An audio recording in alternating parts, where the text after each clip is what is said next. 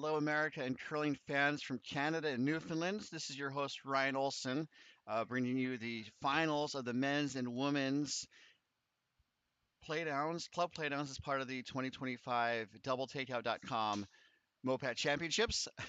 And when I say we're bringing you men's and women's, we are bringing you both games this afternoon. It's very exciting. We have a second stream set up, so we are able to provide both the men's and the women's game, which is happening at the same time.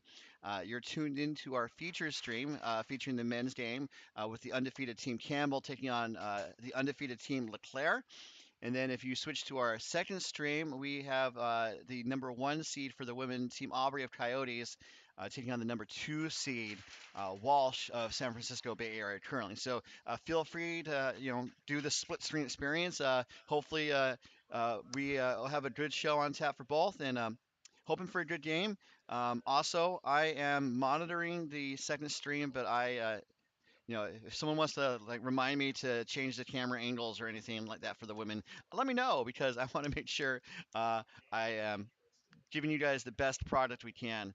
So we're seeing some final slides here for the men's team, and as we and I'll do my best to update both games as we go along. So definitely thanks to the San Francisco Bay Area Curling Club for this primary streaming setup that we have. And I brought my portable streaming setup so we can have both games going at the same time. So thanks so much for tuning in. Looking for some good games on both sheets, and we'll definitely have some fun. I hope you guys do too, as we are about ready to get underway here.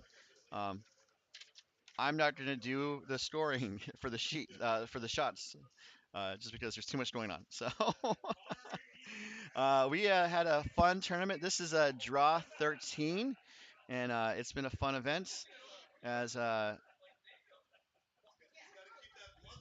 we see on our feature stream. Um,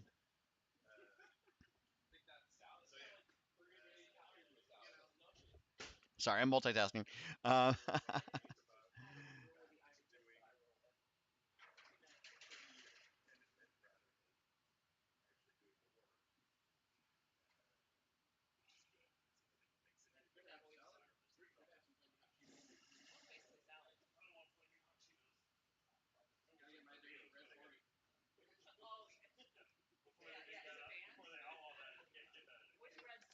so the first rock is away for Team Campbell.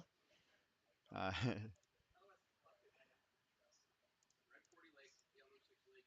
And it looks like it slipped into the ring. So Team LeClair, Bob LeClair, the skip, has the broom down for Tom Danielson to take that out.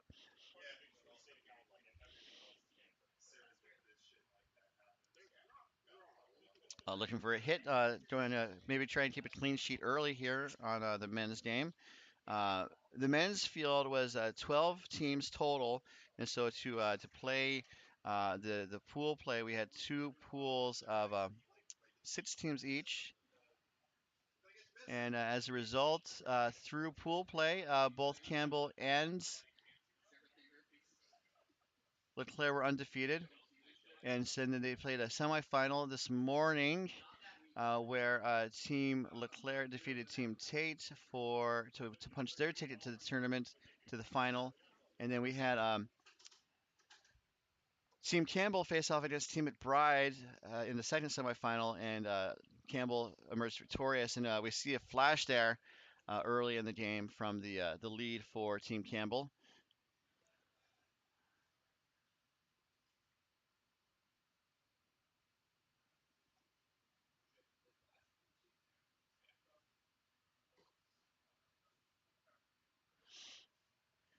So we see Tom ready for his second shot here.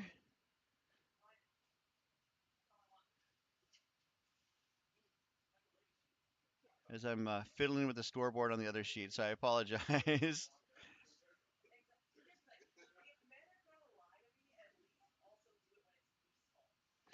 And then seeing this shot, this is going to go a little deep.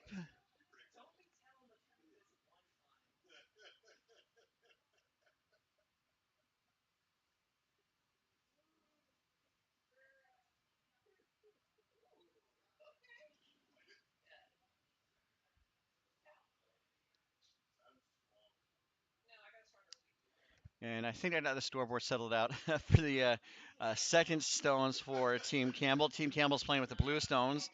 Both of these teams hail from the Coyotes Curling Club of Tempe, Arizona. And let's see here. It looks like Jared Kieslin's going to take on the hits. Coyote Wild, as they say. The hit's made, and it's going to stay a shot stone in the front of the rings. So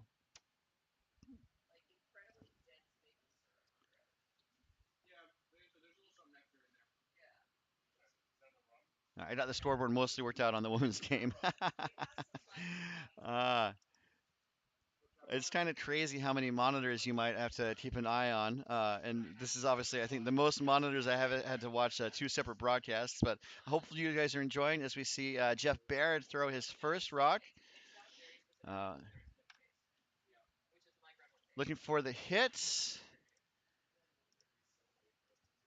And this rock does make the hit. It does roll towards the 8 foot. That LeClair rock in the back is out of the rings, still in play. So Campbell has the rock down for his second. Jared again.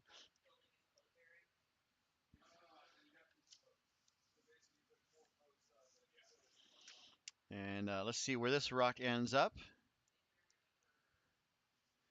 So it's not uncommon for teams with this experience to kind of run the rocks, quickly down the sheet. Still getting a feel for the rocks, and possibly setting up a blank to, not necessarily. They don't need to go pot in, and they don't necessarily want to be tried to force to one. So um, that hit was made, and we're going to see Jeff try to return the favor, as it were. Uh, Thank you for being a friend. Uh, as Jeff's shot heads down the way,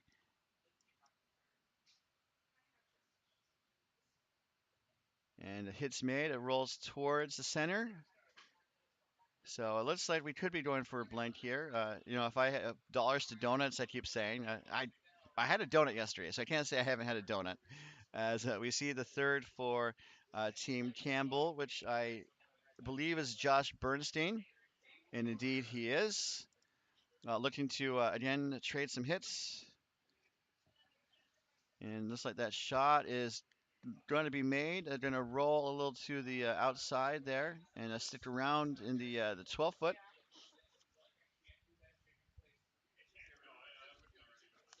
And there's a full warm room, as a lot of the competitors who were here have stuck around to watch this final game.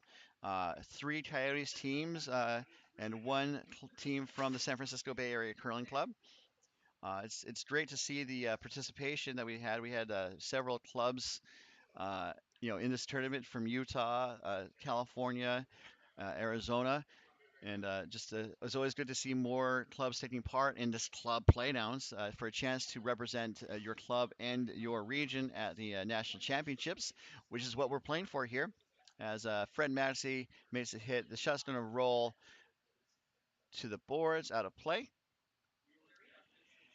And open house. And then looking at our women's game, the game between Team Aubrey and Team Walsh, it is also an open house. I can't see how many stones they have left. Um, but we're going to see the net stone from Bernstein.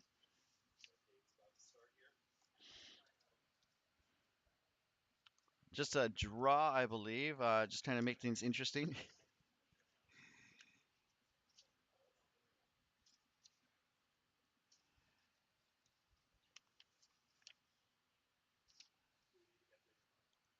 And that draw will settle in. Looks like back to the 4 foot. And indeed, it does.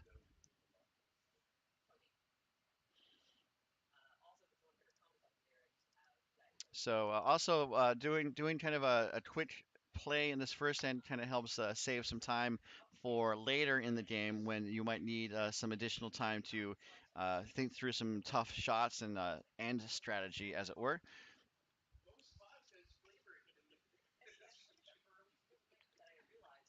This shot from Fred Matson is going to make contact with the shot stone and then roll wide again out of play.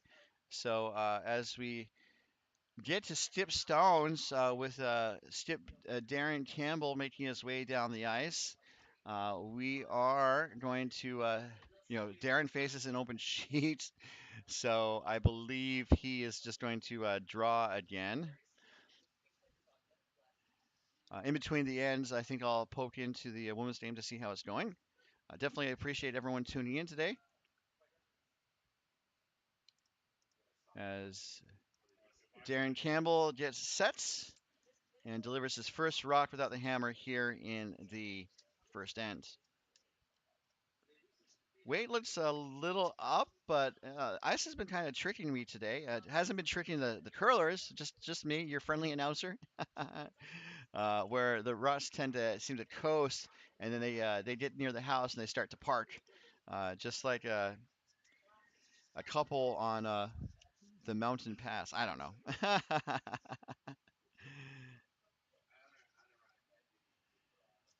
So that draw was successful, and Bob LeClair makes his way down the ice for takeout. These teams, I'm sure, have faced each other a number of times. They kind of maybe know each other's tendencies, and hopefully you're going to see a good battle. As they, I think, kind of maybe know each other, and they know the ice by now with 13 draws. Each team has played 6 games to this point.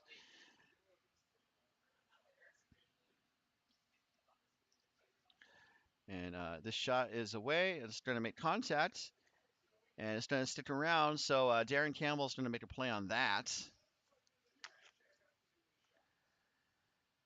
And the women's draw is to the Stipstone. So we'll definitely, if there's time, peek in on that, poking on that. I hope everyone's having an enjoyable time. It's been a fun weekend. It's been a long weekend, but definitely super excited to be here. And looks like we do have a split number of people watching both streams, which is great. Um, as Darren Campbell gets set for his last.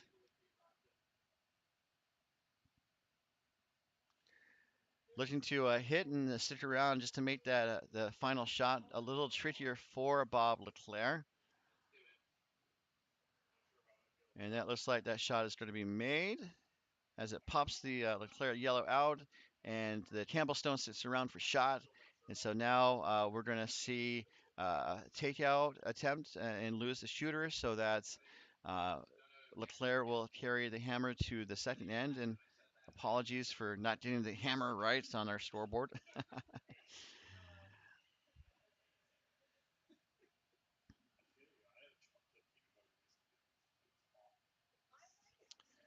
So let's see. LeClair is kicking out from the hack.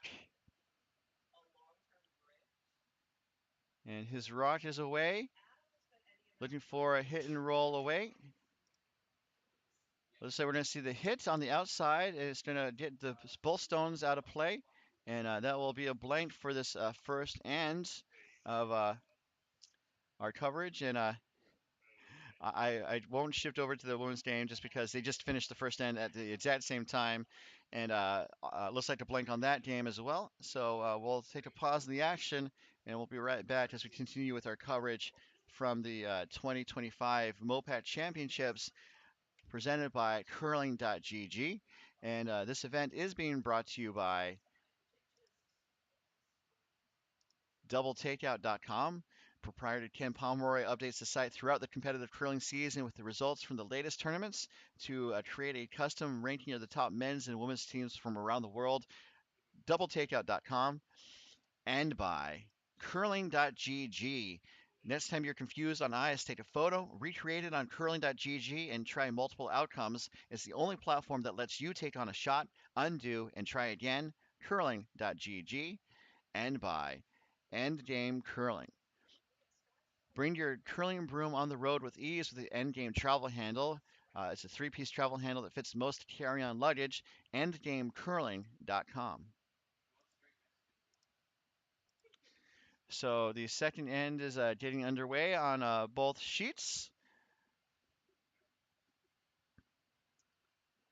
As we see the lead for Team Campbell deliver the rock. That's going to be Paige Peterson.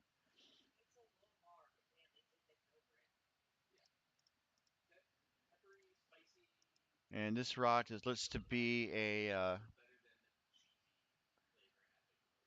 guard or top of the rings.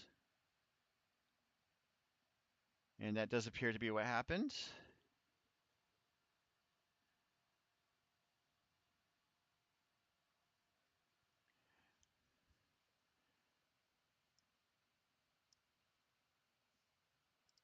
So coverage of this end is being brought to you by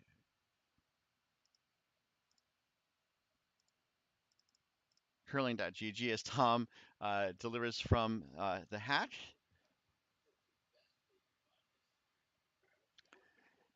And looking to, I think, put up a corner guard or draw into the rings on the outside here.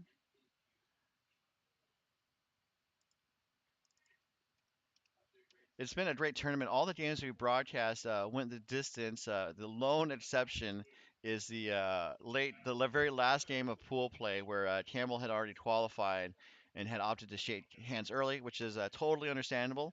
The other team was happy to, and they wanted the other team to kind of go all the way in terms of going to the final. And here they are. Here Team Campbell is. Page delivering his next shot. He's been trolling for 3 years. Um, he played in 2023 and they didn't make the playoffs. He's also a 2024 MoPac senior champion as well as a 2024 Coyotes current U5 champion.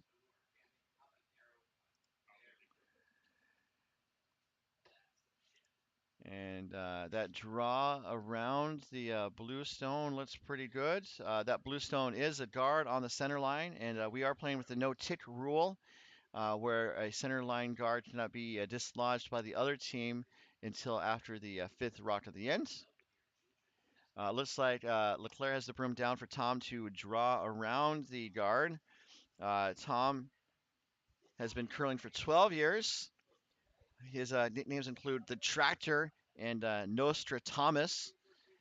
His shots away. There's some backing to draw on top of.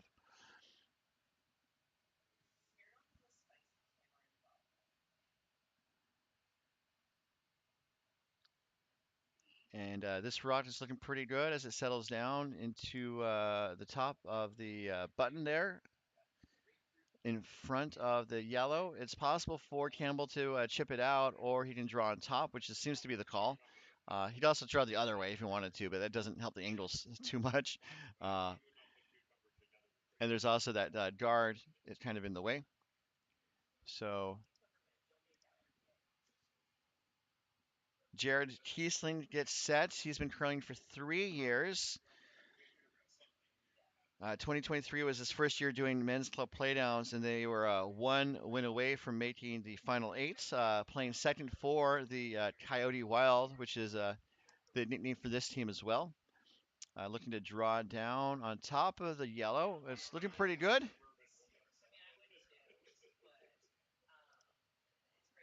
And it's going to settle just on the inside. So not a bad place. The angles seem to be working for Campbell.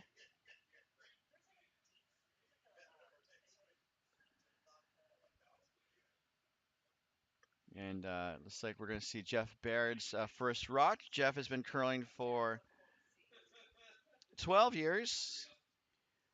Previous champions in many events, including the 2019 MoPac clubs, the 2020 MoPac clubs, and also reaching the national championships in 2020, finishing with a silver medal with his team. And he clears the that guard now that the no taking the free guard zone rules are over. And looking at the women's game, it's a pretty congested guard zone area, but not a lot of rocks in the rings. As we see Jared's second stone here, Jared also played in the 2023 MoPac Mixed Fours for Team Grow. He also notes that he won the first Bonspiel that Coyote Wild ever played in. and also is a member of the Eight Ender Club. It was kind of fascinating at mixed playdowns last month where there were like two teams, like at least four people or so, and like on different teams where they had eight enders, and I think they had one in SoCal and one in San Francisco, and just very fascinating. We see Baird get set for his second stone. He currently possesses Arizona's largest private collection of My Little Pony figures. And let's see if that helps him with this shot here, clearing that blue front stone. Shooter's going to roll wide to the right. So I think the situation is that LeClair is trying to preserve shot stone and maybe be able to draw to the forefoot later if it comes to it. And we're going to see Josh Bernstein deliver for Team Campbell. Been curling for 3 years. Was at the 2023 MoPac men's Playdowns. Was 0 and 3 that year, so I'm sure it's a bit of a difference to go from 0 and 3 to 6 and 0, and maybe hopefully 7 and 0, for either team, depending on how it goes. This is another front stone. It could. I don't think it sets up a double for LeClair. Um,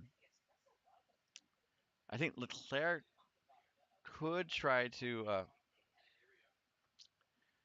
I think he's going to try to run the blue onto the blue and then get both moving. The yellow will probably be tapped back slightly as Fred Matzy gets set. And Fred's been curling for 30 plus years, a 2023 MoPac semifinalist, also a mixed national champion in 2016, and the 2022 senior national champion. Uh, a stellar record a lot of these players have. And let's see what happens here. Yes, Massey gets all of the rocks in the house moving. Wow, that's how you turn an end around. That's the shot of the day so far, as Matsy throws a missile in to the rocks and gets all four stones moving. It's now just a single LeClair stone in the rings. There's a couple places to hide a stone, so I would say like the possibility of a blank is higher, but also the chances of forcing or stealing are also higher. Josh's fun fact is that Panda Express is his go-to fast food, and that's a great shot there from Josh. Uh, he's a big chili head. He loves the spice, and 60% of the time he makes his shots every time. So good to know, and he made that shot, so 100%. I would tend to agree. Um, So Maxi is going to get set. He didn't have a fun fact, but his teammates tell me that he owns a bunny onesie, which I don't have any verification of, and I don't know if I want verification of. So a bunny onesie, and after throwing the heat, he's throwing a more gentle weight takeout to pop the blue out, and then trying to roll across the rings to find cover on the other side, and almost makes it. So I think a fun shot there from Fred Maxey.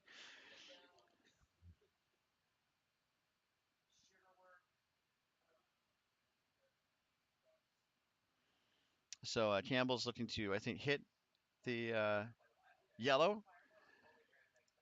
I think looking for a slight roll could work, as we are to skip stones, and I'm going to.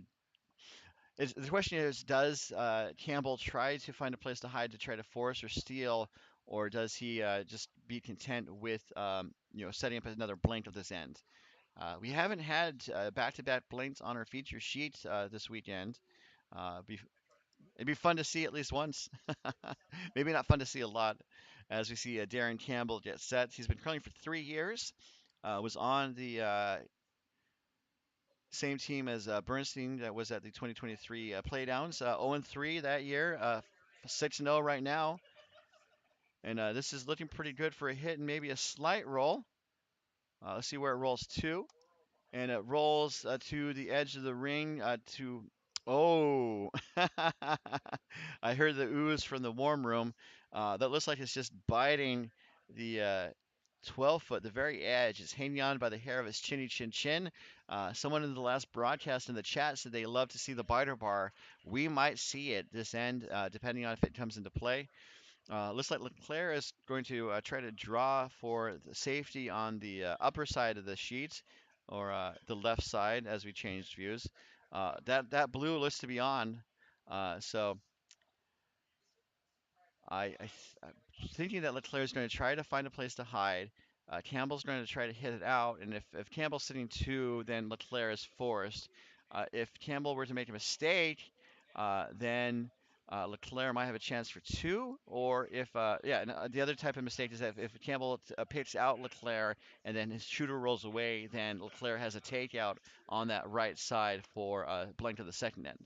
That's kind of how I see things unfolding, but obviously. That's why we play the games. You got to see how these shots are made or not made. This one's looking pretty good from Bob. I'm sure Bob has a fun fact. I'll find it in a moment. As this shot is looking pretty well buried behind that corner guard on the upper side or the left side as we change angles. So Campbell's talking about the shot. I think talking with his leads about what they can see down the other side as they kind of exchange back and forth. And with that discussion over, Campbell has the broom down, or his vice does to be precise. Uh, I was just saying Campbell's fun fact. He is a number one fan of Taco Bell. He is still waiting on a Taco Bell team sponsorship. And we were kind of joking about that after last night's MoPac After Dark, the last broadcast of the day, where we started talking about favorite Taco Bell items, and the enchilada came up, the spicy potato tacos. Um, uh, Not to give free sponsorship to Taco Bell, but they do have some interesting things from time to time. As Darren's last shot is away, looking to pluck out that yellow in the bat. It's looking pretty good. And then, but the possibility of Campbell rolling out is there, and indeed it does happen. So the shot's made, and so that was kind of where I was thinking the scenario could play out. So now LeClaire is going to just hit the Campbell stone out on the wing and blank that second end. Looking at risk reward, there's a possibility of the shooter rolling into the rings. But so the number one priority is to make sure that blue stone goes away, and then LeClaire will have a chance for the blank. Well, a blank or roll around for one.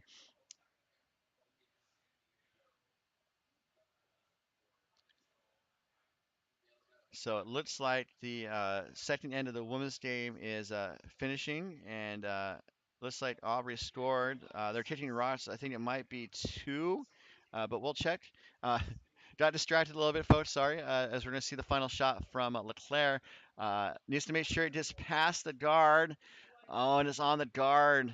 So that's the a miss there, unfortunately, from LeClaire. And Campbell draws first blood in this contest between two undefeated teams. Uh, Campbell will go up 1-0 over Team LeClair, but LeClair has a hammer when we come back to the 2025 MoPac Championships presented by curling.gg.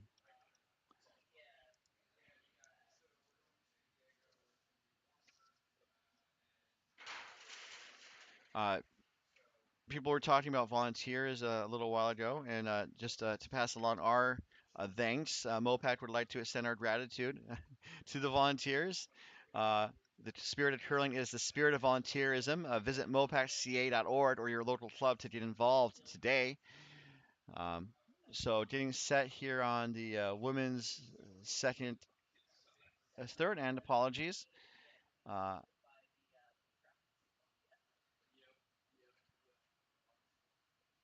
I believe Aubrey scored two. We are posting scores to Bond Spieler, as we also see Page get set for his first rock here in the third end. Looking for the intern draw or guard. Um, he has 5 Bonspiel victories in less than 3 years, and I'm guessing that's Bonspiel tournament victories and not necessarily the individual games. Uh, and he's played golf since he was 6 years old. His golf accomplishments include a two-time club champion at Spyglass Hill, club champion at Arizona Country Club, and competed in both the '06 U.S. Mid-Am and the 2007 British Mid-Am. So. Although he also knows that he's a better curler than a golfer. So oh, Aubrey stole the second end. So Aubrey is up 3-0. So I'm glad I got that information from Bond Spieler. Coverage of this end is being brought to you by a sponsor I'm going to double check in a moment. So this rock from Danielson is going to settle in the top of the rings.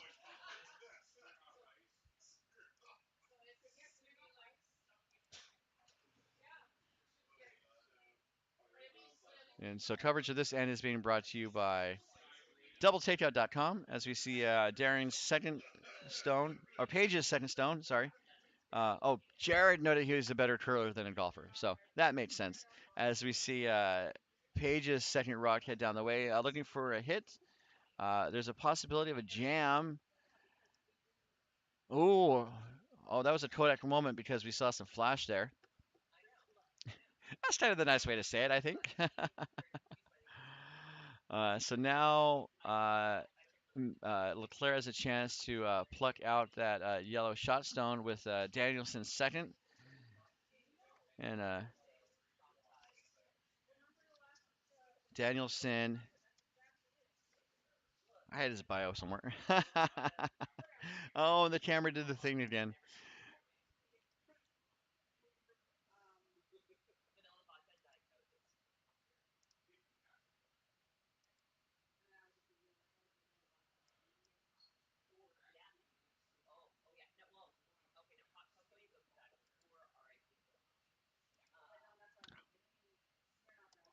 So the situation in the rings, that was a corner guard, and it looks like Campbell's going to ask Jared Kiesling, the better curler than golfer, take on the takeout.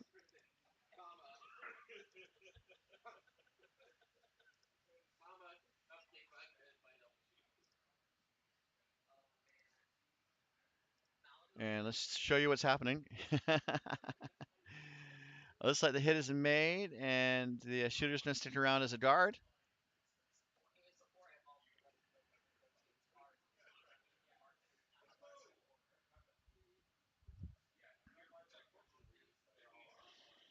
So for LeClair, he's looking for a hit and roll from Jeff Baird.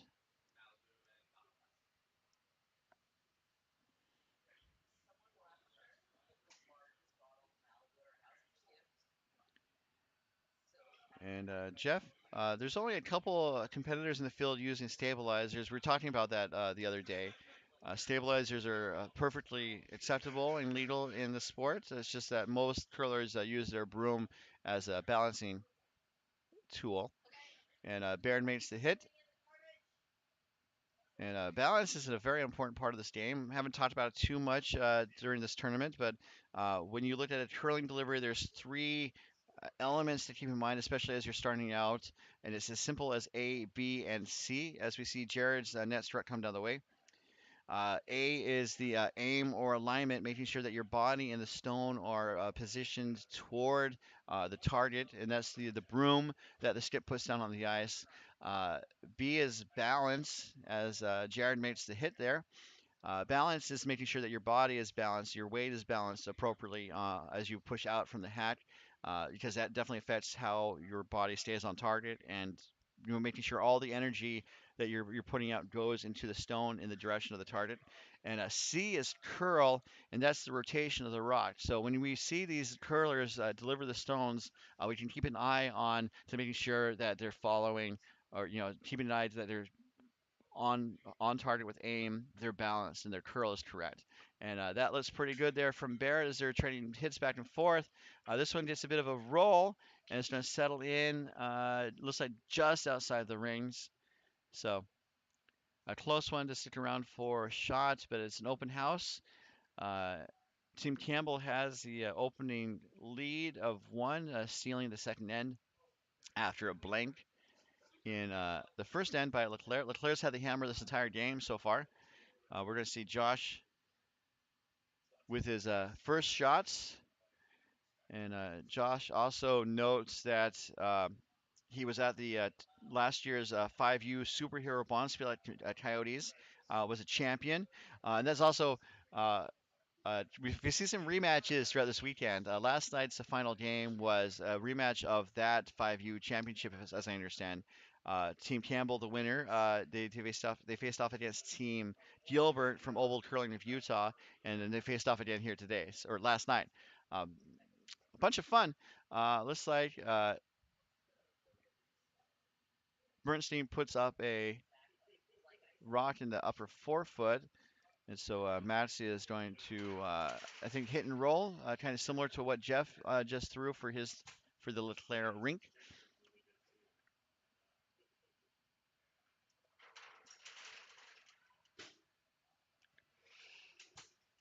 And the shot's away.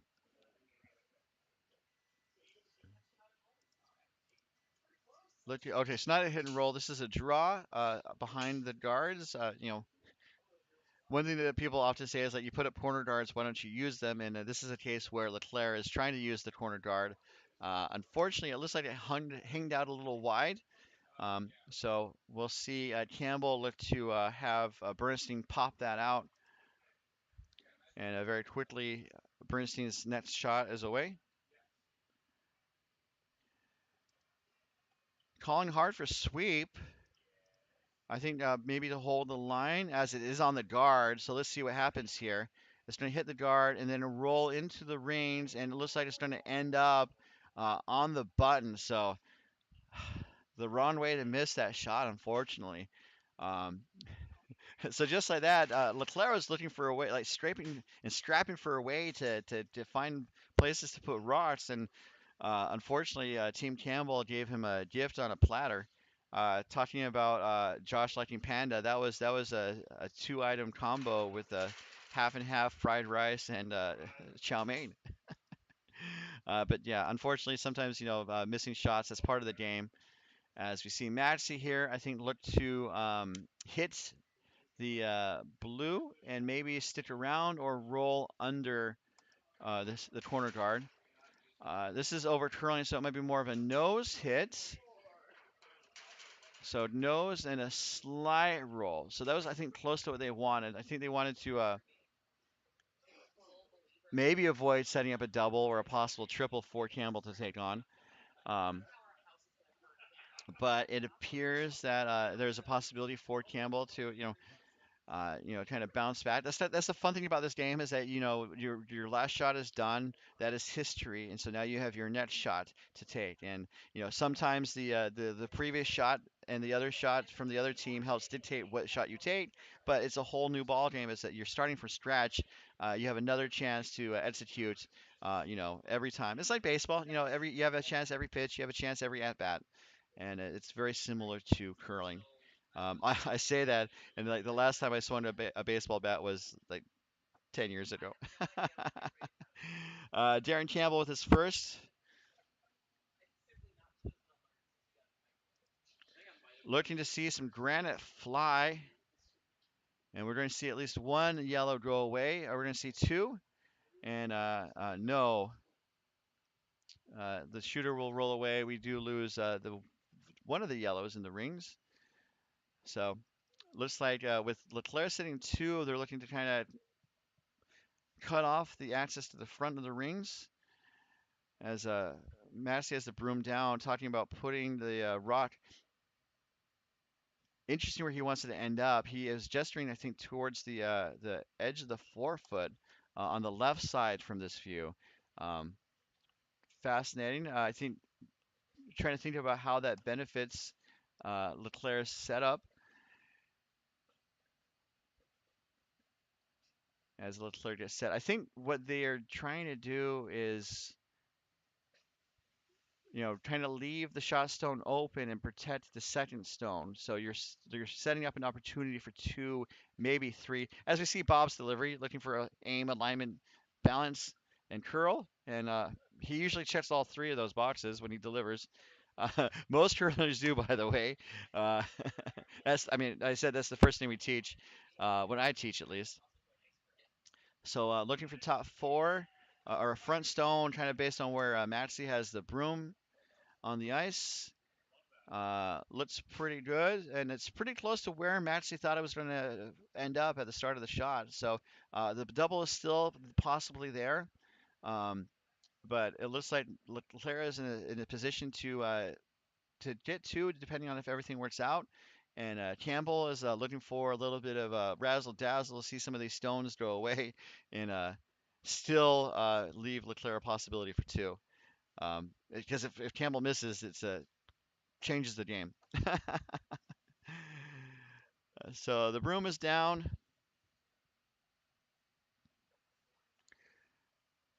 Campbell was kind of slowly walking back to the hatch. We see him get set now. You always also start your delivery from behind the hatch because you want to step into the hatch aiming towards the target. And then when you get set, you want to have the stone in your knee, your sliding leg in front of the, aligned towards the target. So this is the last rock. Again, looking to see some granite, see some razzle dazzle, as I said. And so we might have some Raz. Are we going to have some Daz?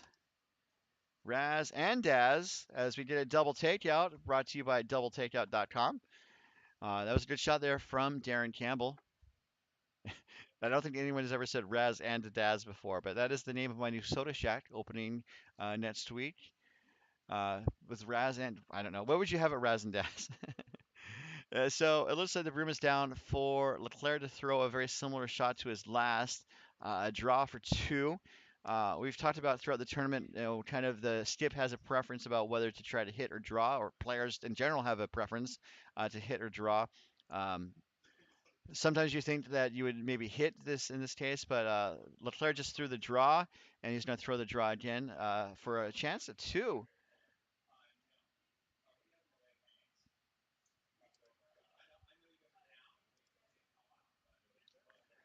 So this rock is looking pretty good. They need to make sure it gets there because I noted that the rocks do hit the brakes as they near the house. They have the Yellowstone for backing, and that is a shot for two. So LeClair, after giving up a steal in the last end, bounces it back with a deuce in the third end. So we'll take a pause in the action on this game. I'll let us zoom over to sheet three, where the women's game is underway. Looks like um, they're done with the end. It looks like, and it looks like Aubrey stole that end again. So it's been all Aubrey so far in the scoring, being forced to a single in the first end, but then getting a deuce and a steal of two in the second end, and it looks like another steal of one in the third end. So shifting back to our main game again, once again, we are broadcasting both streams, both games, on our YouTube channel. So you feel free to tune in on both. We definitely appreciate the viewership.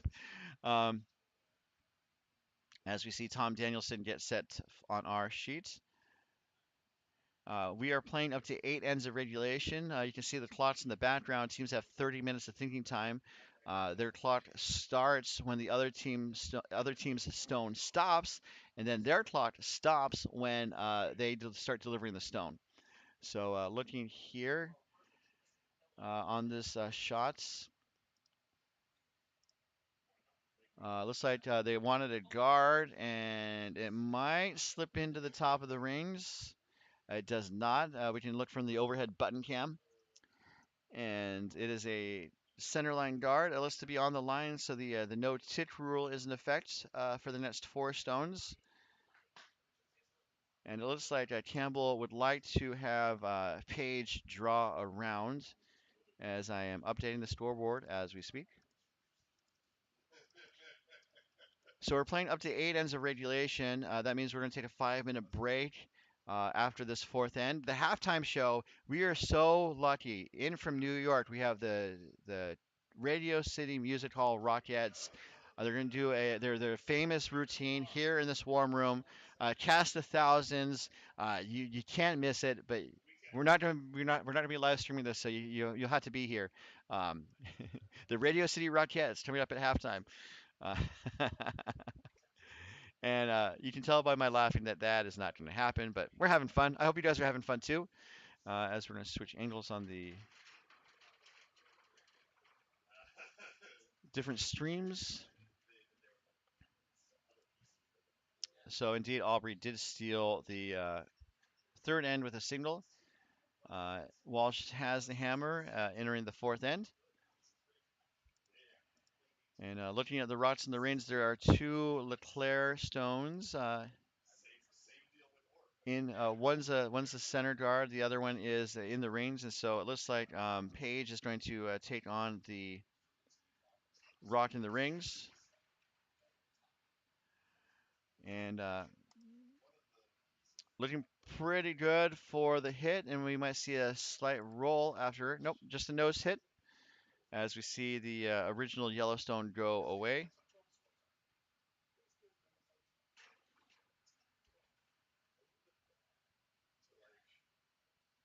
So looking here, it looks like LeClair would like Tom. This is actually it's Jeff's turn.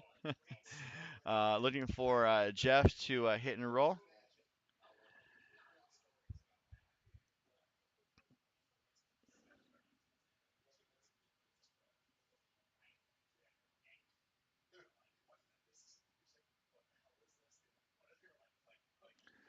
Jeff Stone is away.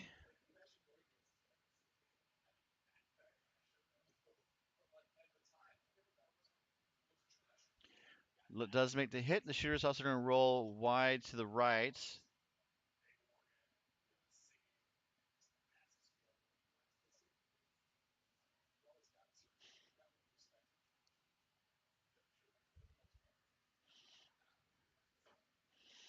As we see Jared's Nets rock head down the way. Looking for a hit and roll. Let's see if it's on the money.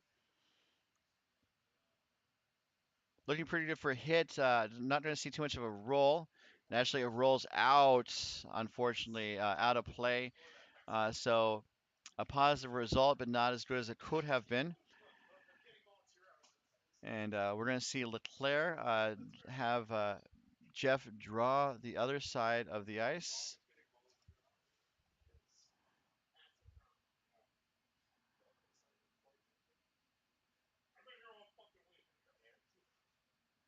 And this rock here is looks pretty good out of hand. Let's see how much curl we're going to see.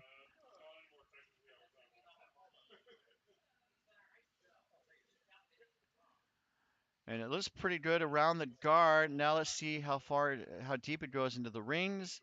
And the answer is back 12, but fully in the back 12 ring right there under the first tee in Matter as part of Black Lives Matter.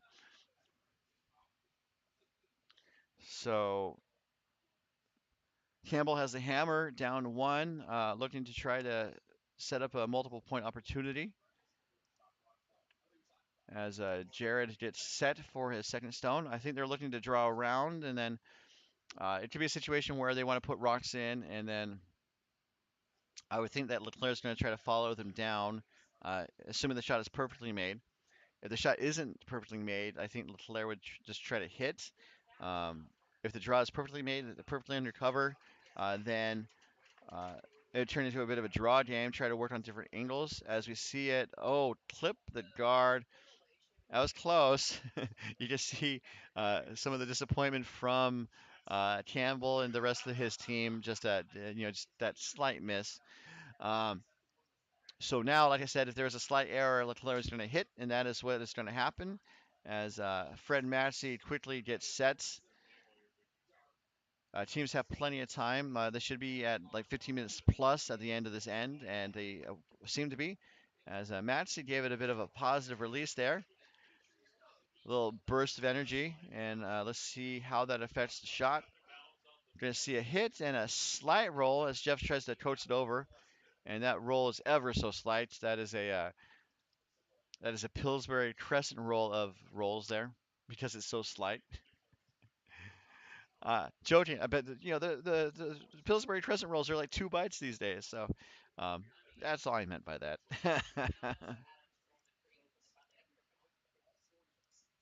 So the broom is down for Josh, looking for a hit to clear the guards. So the kind of the draw game is off for Campbell for now. So we're going to hit one onto the other yellow, get them both moving, and we're going to see a double takeout brought to you by doubletakeout.com. As coverage of this end is being brought to you by Endgame Curling.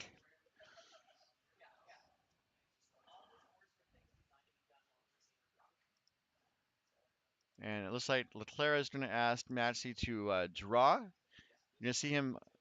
Okay, like part of his delivery is kind of fascinating. Hopefully, we'll try to see it next end.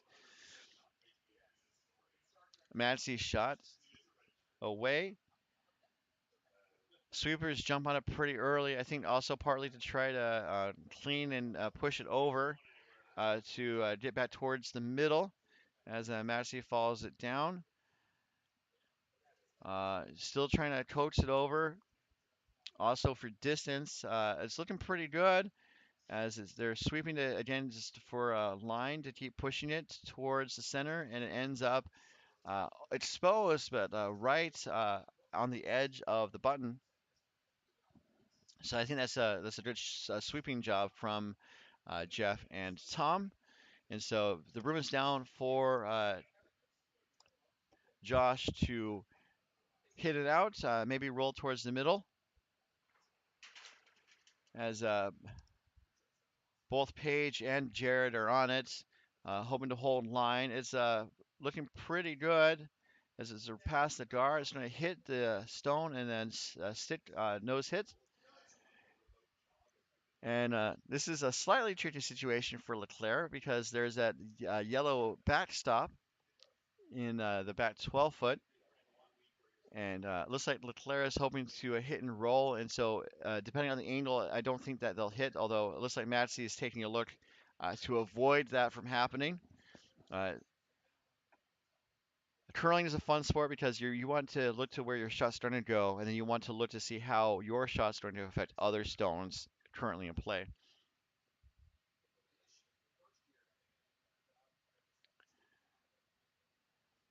And we are to skip stones as LeClair delivers his stone, looking to hit and roll. Talking about players who like to hit. Bob LeClair is definitely knows how to hit. Avoids the jam in the back, and the shooter's going to slip to the edge of the 12 foot, then spin back to the very last rotation to hold on to the edge of the sheet. So definitely bringing to life the adage that you have a whole sheet of stones, a whole sheet to throw to, but all you need is the edge. No one said that before. uh, For Campbell, interesting setup as LeClair sitting two without the hammer here in the fourth end. I think they're looking to draw around to the middle, just I think to have a chance to score two. And again, maybe hope for a LeClair error, which is the name of Bob LeClair's airline from the 1980s, LeClair Air, and it didn't last very long. So that'd be fun if he did have an airline.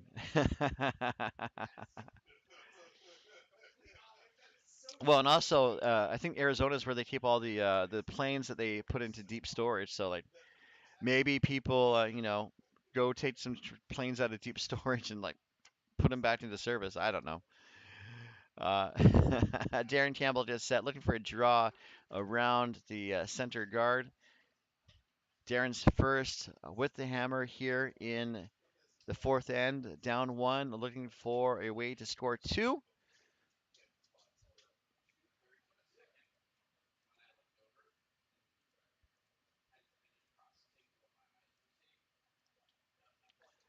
And this looks like it's going to be around the guard, and it's going to tap the yellow out.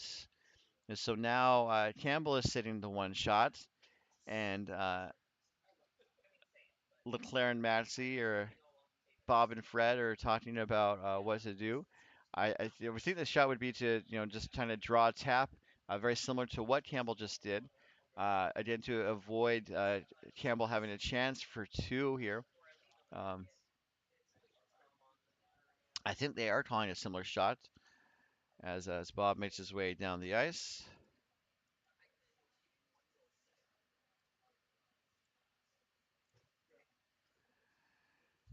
And Bob is cleaning his rod, looking for a draw to the blue in the back as he gets set. Last rod from LeClair without the hammer here in the fourth end.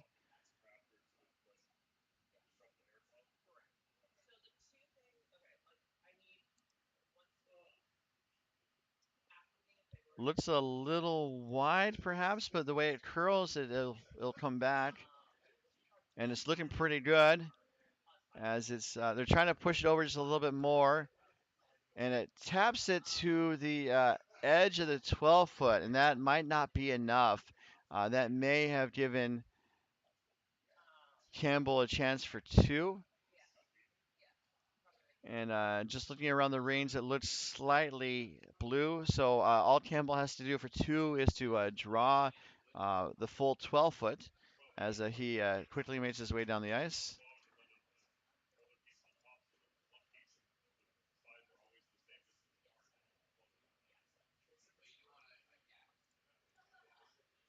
So the room's down for a draw as Darren Campbell is about to step into the hat. I think maybe he's just looking it over one more time. Uh, Teams practice these draws all the time, so this should be. Um, he has a strong percentage of making this shot. I don't want to jinx it, so I'm not going to.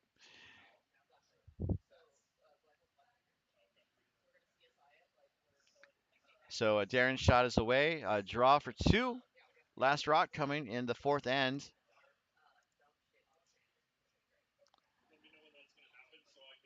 And sweepers are just okay. Jared looks like he was sweeping a lot, and it's going to be enough to get into the range. It's going to probably park in the back. Oh, it needs to sit down. Is it going to stop in time? And it does not. Oh man, I did my best to try to avoid the announcer's jinx, and it may have reared its ugly head as Jared is only going. Sorry, as Campbell's only going to get 1 point. Um, Ties the game. It's a whole new ball game here as we're going to be tied after the fourth end break. So I'm glad you guys tuned in. It's been a close one so far, and we'll take a 5 minute pause and be back. The Radio City Rockets are about to start their show, so we'll be back in just a moment as our coverage continues from the 2025 DoubleTakeout.com MoPac Championships, which are being brought to you by DoubleTakeout.com. Ken Palmore updates the site throughout the competitive curling season to offer stats and insights to the top men's and women's teams from around the world at doubletakeout.com and by curling.gg. Test your stip skills against your friends online at curling.gg, free online curling platform with real physics simulation, and by Endgame Curling. Unlock your potential with the curling broom that's right for you. Manufacturers of the Endgame icon and the Endgame origin, endgamecurling.com. So we are at the halftime break. Both the women's game is as well. So we're going to take a pause as both games are on their break. Let's shift over to the women's game just in terms of the view, so we can check the score. And looking, it looks like Walsh. They were down 4-0 after three. They jumped onto the scoreboard at the three spot in the fourth end.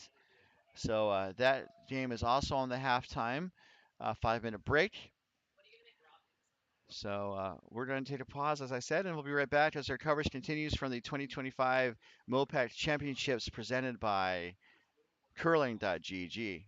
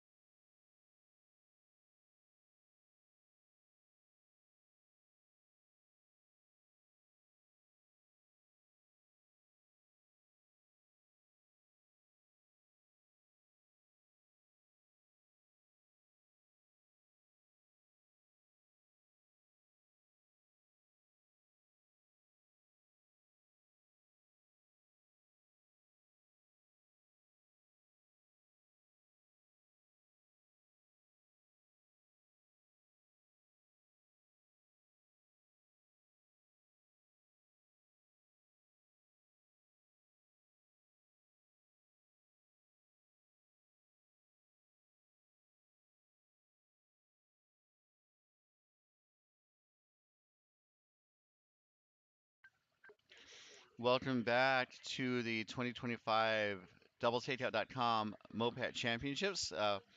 Rots in play. We're underway here in the fifth end as we're going to zoom in on the action.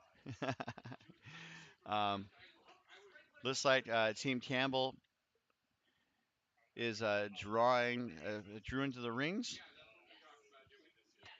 And as a reminder, we have coverage of both the men's and the women's final. You are watching the men's final on our feature sheets, and on our second stream we have the women's final. The women's final features Team Aubrey of Coyotes taking on Team Walsh from San Francisco Bay Area. And so we have two streams. I hope people are enjoying both videos. I'm happy we're able to have some solution. I know it'd be awesome if we could do like full coverage of both games, but I think hoping to have a little of both is good. As it looks like Tom put up a corner guard covering kind of the 12-foot area. Uh, Paige's net struck here is looking to, I think, put up a guard. The weight is looking pretty good.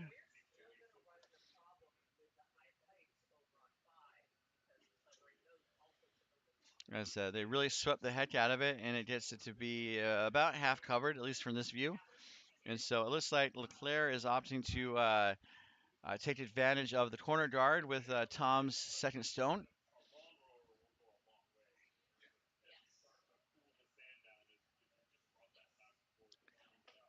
And his shot's away.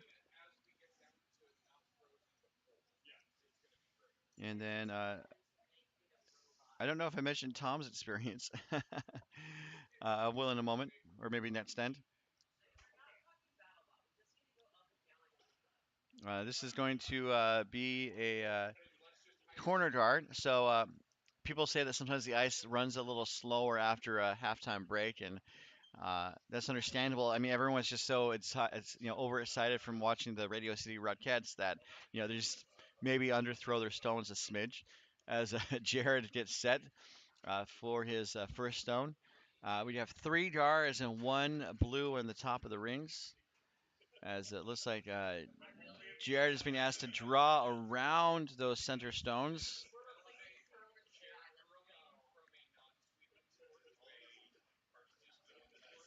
And this rock is looking like it's going to get around the first guard, but it might wick off. Oh, it does chip off of the blue in the rings and settles in. The shooter is going to settle into the back 12 foot. So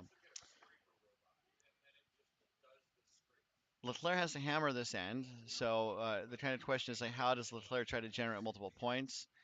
And it looks like he's going to start maybe by clearing the guard, or maybe he's talking about how they're going to draw past the guard. That's interesting to see how he's measuring that.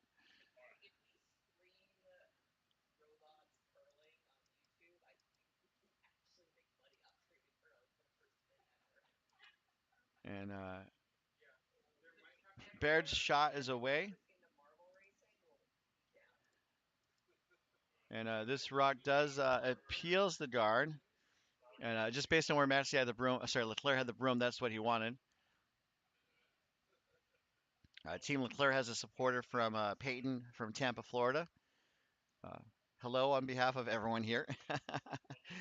As Jared delivers his second rock, I think looking to try the draw again. Uh, Actually, maybe put the guard back up.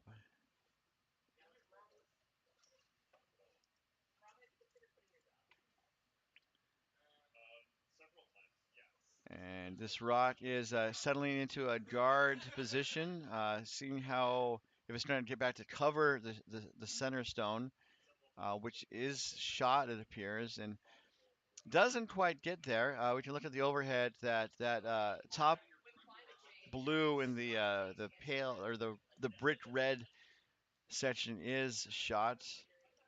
So Jeff is going to take it on.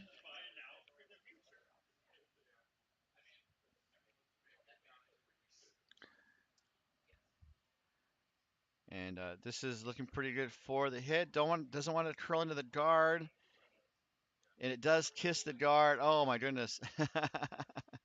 They saw Jeff kind of dip his head there. Not happy about that miss, unfortunately. So it does tip the blue guard to the left, so it opens up the center just a little bit.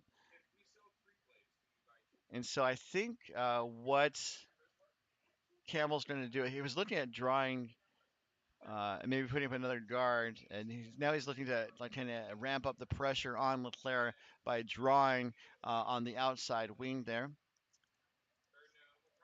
As Josh Bernstein gets set for his first rock here of the fifth end.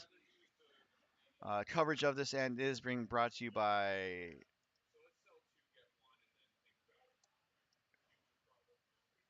curling.gg. This is on the guard, so interesting situation here where teams have had both teams have like slightly narrow misses to start this second half of the game. Uh, so now it seems possible that, um, well, LeClair's going to make a hit on the shot stone, looking for a bit of a roll as Fred Maxey gets set, looking for a hit and roll coming from the big man. I just like there's some tall players in this field.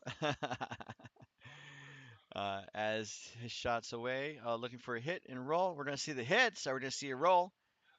And the answer is sort of. The blue goes into the back and gets a double takeout. Brought to you by doubletakeout.com. Definitely changes things around because they went from sitting 2 Campbell stones to sitting 1 LeClair rock in the top of the rings. There's a lot of cover, so I don't think it's likely we'll see a blank this end as Josh gets set with his second stone.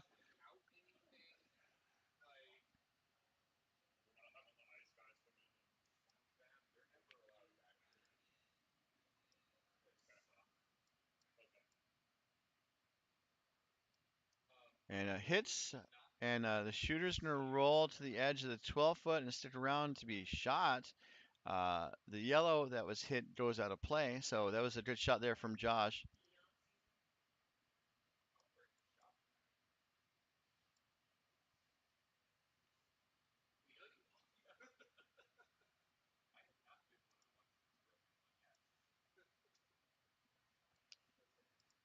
So Matsy is going to, I think, draw around the corner guard away from the pads, not the area closer to the boards. Sweepers jump on it. Definitely don't want to make sure it over curls. We've seen some over curl, as I mentioned.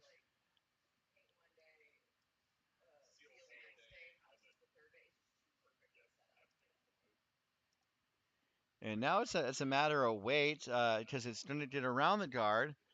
And how deep is it going to get, or how low will it go? It's going to settle into the back 4-foot. So now you know how low it will go. Uh, looking at the women's game, looks like we are close to skip stones. It's a messy, messy house with 7 rocks in the house. So interesting to see how that end will unfold. Campbell has the broom down, or his Vice does. That would be Josh. Josh has the broom down for looks like a hit and a slight roll under cover. That would be my guess. And then Campbell will be sitting 2.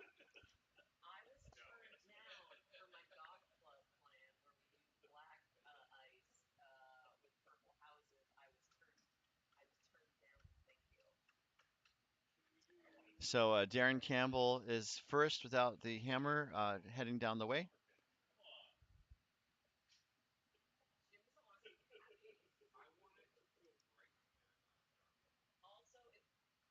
This is looking pretty good to make contact on the shot stone.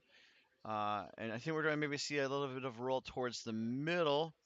Actually, it was a nose hit. So now Campbell is sitting 2 again.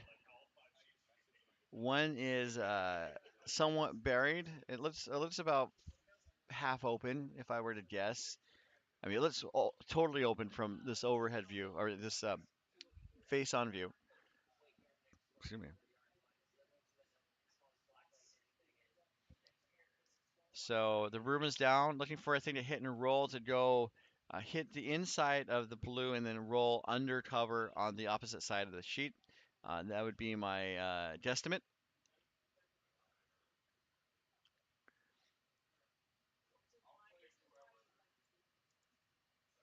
As Bob LeClair gets set, Bob has been curling for 30 plus years.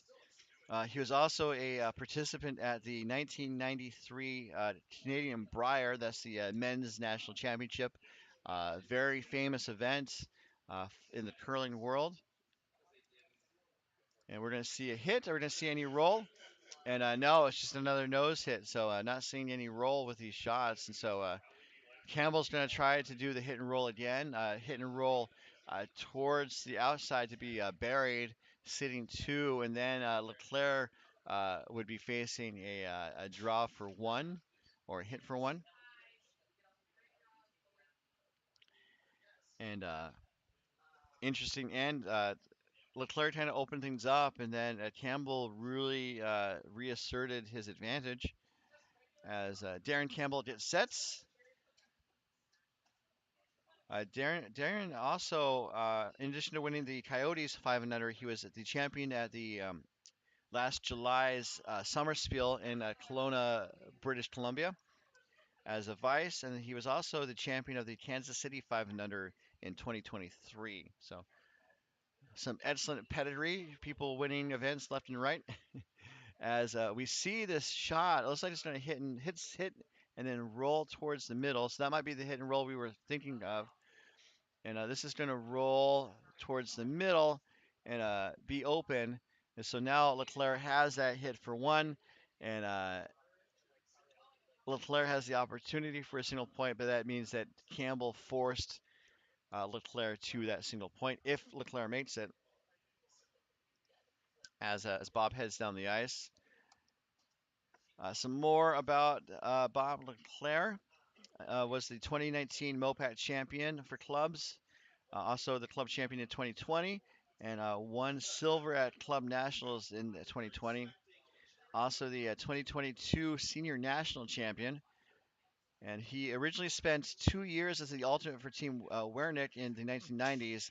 Uh, he never got to play. He just did Eddie's laundry. And Team Wernick, I'll explain why that's kind of interesting in a moment as we see this last shot coming from Bob. And it's going to be on the money for one as LeClair retakes the lead and Team Campbell retakes the hammer when we come back to the sixth end of the 2025 MoPac Championships presented by curling.gg. Looks like we are in skip stones on the women's sheet, so let's shift that briefly. And looks like this rock, they tried for a draw, I think. Like I said, it's a very, very messy house. Um,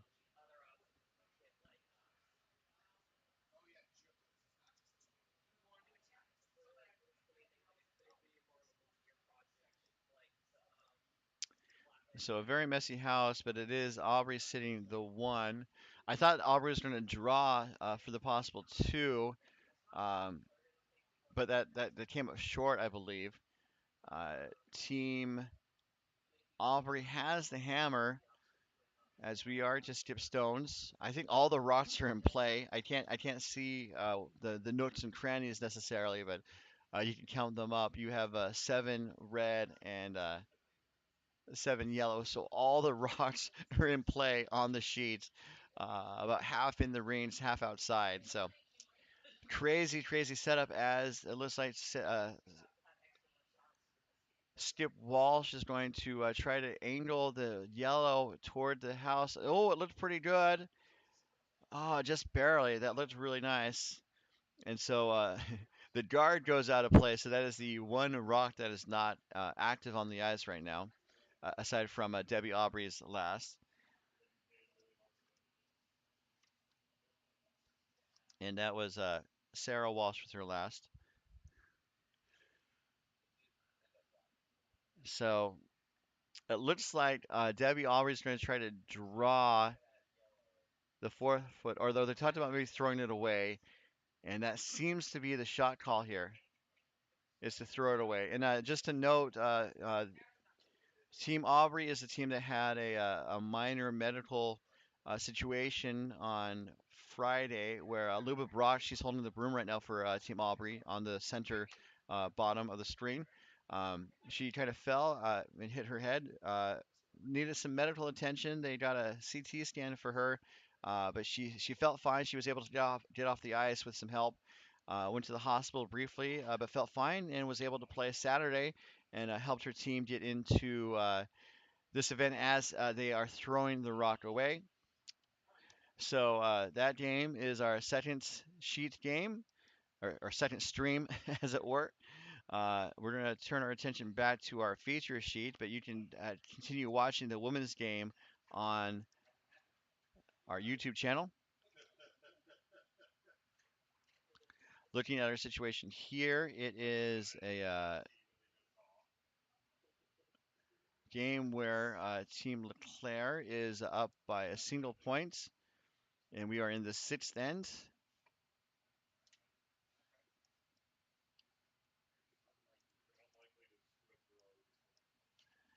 And coverage of this end is being brought to you by.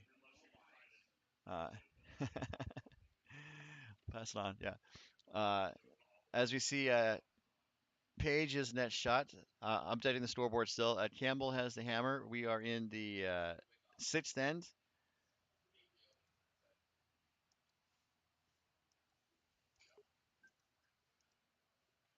And let me show you what I'm seeing. Wow, look at that draw through the port there by Peterson.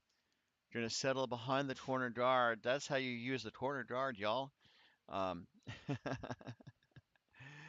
so a member from Team Aubrey handed me a note wishing to extend greetings to Eleanor, Tina, and Buddy Boy in North Dakota. So greetings to you all as we see Jeff Baird look to, I think, draw on top of the blue that was just delivered.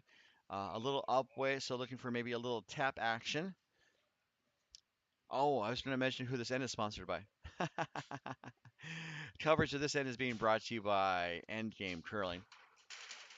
As a little bit of a rub off the guard, and you're going to see it make contact on the blue. The warm room saw that, and let's see where everything ended up. Uh, the shooter is going to roll to the edge of the 8 foot, and then the blue stone that was shot is now in the back 12 and is now counting second.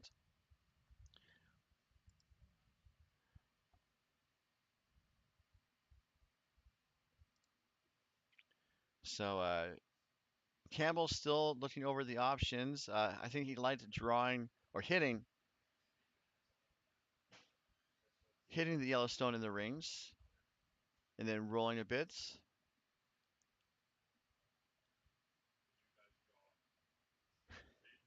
I think he's asking what his teammate would like,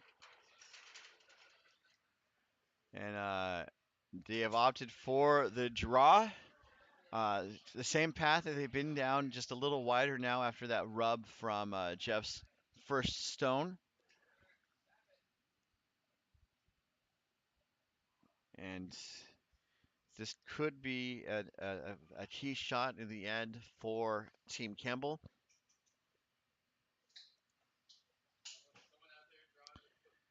Through the ports. Now the question is, where does it end up? It's carrying a little heavy. Oh, and see, it hits the Brits right there. So now it is Campbell sitting 1 and 3, LeClair sitting 2, and LeClair has the broom down to basically do the same draw. Uh, Shot selection gets pretty easy when you do the same thing over and over again.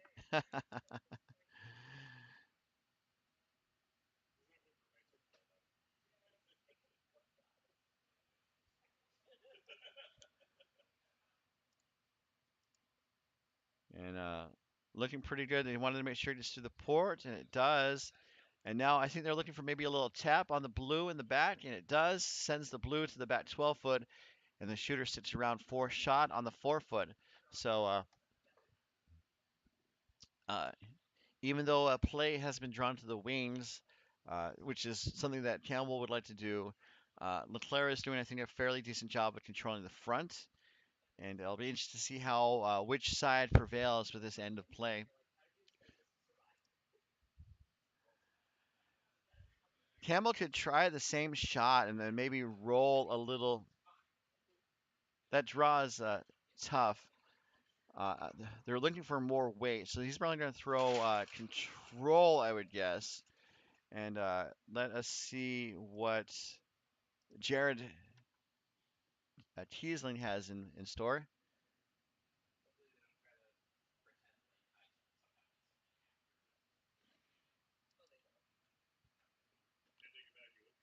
Weight looks okay. Let's see if it's on the guard or not. It's on the guard, and so I think perhaps that was the plan B, just because the guards were not helping Campbell at that point. Um, so I think that was a good attempt, and now Leclerc again to assert control of the front of the house is going to be asking for a draw or guard from Fred Maxey. Let's enjoy his delivery setup because he's slinging the rock now. He's going to probably do a little leg swing and then get set into the hack. Uh, it's interesting. People talk about developing good habits, but you also don't want them to become rituals or just something that like you don't want it to become like a habit or like just something that you have to do or else you're jinxed or something like that. You just want to have good habits, and uh, and this seems to be pretty good for a front stone or a guard.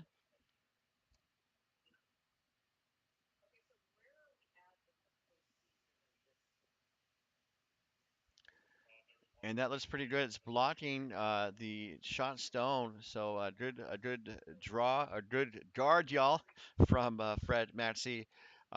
He really maximized his opportunity. Only time I'm going to say that pun today. um, Goodness gracious. Oh, let me change cameras on the women's sheet. I apologize. Um, I was doing so well too.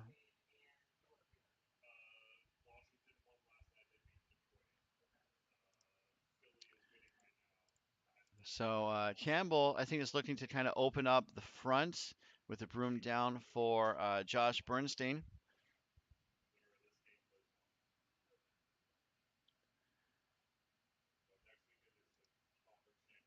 And looks like he might actually hit the yellow back on the other yellow.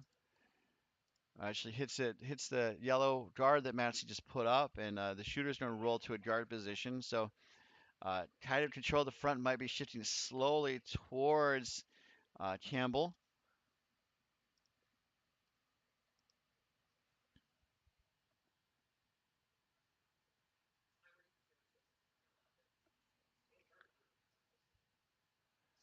As keeping an eye on both games. On sheet three, the women's final, lots of rocks in play again as we see Fred Massey get set. It looks like going to do the same type of draw that the guard or front stone that Fred just threw.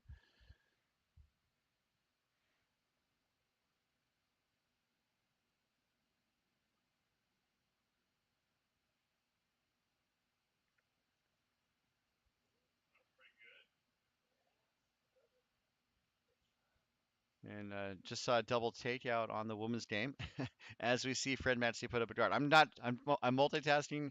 I'm definitely devoting most of my attention to the men's game, but trying to keep an eye on the women's game as well. Um, uh, Aubrey was sitting two reds in the reins, and Team Walsh had a great takeout there. A double takeout brought to you by doubletakeout.com. Again, that game is available on the the MoPac YouTube channel. So that guard is successful, and so it looks like Campbell is going to ask Josh to hit the blue. There's a possible angle run back or an angle raise This seems to be what might be on tap here for Bernstein and Team Campbell. Looking pretty good. Going to hit, and it's going to hit the outside yellow and roll the yellow out. The shear itself also rolls wide, towards the top of the string from this view, towards the pads, towards the boards. So we are to skip stones as Fred and Bob look at what shot to take, and it looks like they want to again kind of close off access to that shot stone, which is a single yellow. LeClair is sitting 1 and 3, while Campbell is sitting 2 and 4. Just a very interesting end. People using their guards effectively, it seems, to create different opportunities. And Bob is pushing out from the hatch, looking for a front stone guard.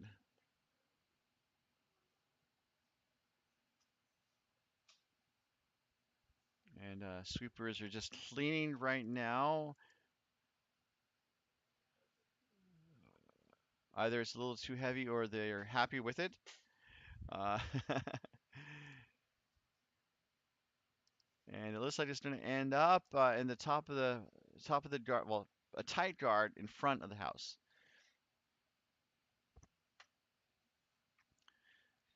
So it looks like Campbell could be looking to run the yellow back onto the yellow for a double takeout. That seems like a possibility, and then Campbell would be sitting 1.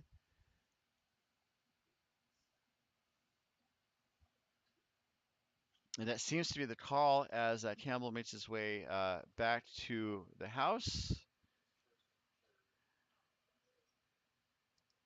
Looking to do an angle double takeout, which I say before, like some of these shots might be a little tricky, but you can't count. These teams are definitely able to make these shots, especially in key moments. As Darren Campbell gets set,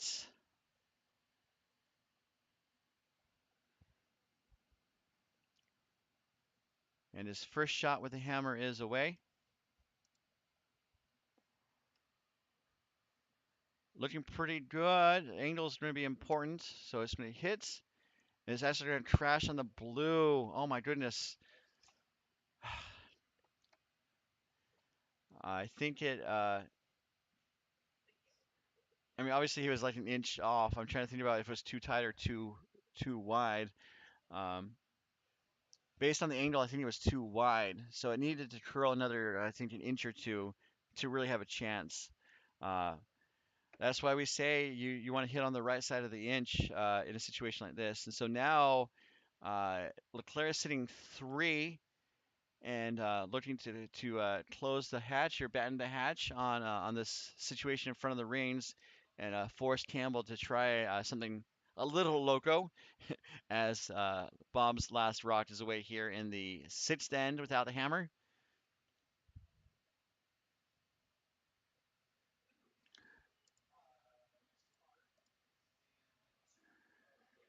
And this stone here is looking pretty good. They want to keep it high, and also again talking about angle and line of attack. That's pretty good. And so now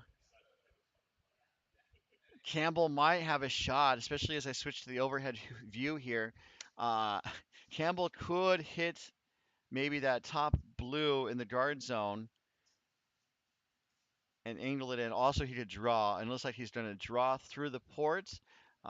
Maybe get on top of the button for a single point, or at the very least start to cut down the potential damage of LeClair sitting 3 right now. So this has been a pretty thrilling game. Lots of back and forth. The score has been low, but that also goes to show that the score doesn't always reflect what we're seeing on the ice. So definitely glad you guys are here. Want to let you know that our upcoming broadcasts are going to be the MoPac 5 and Under coming up next month in Las Vegas. And then we are also planning to return to Coyotes curling for arena playdowns, looking for June. So definitely stay tuned to our YouTube and Facebook channels for more information as we see Team Campbell with a very tough shot here, a draw for a piece of the button for a single point.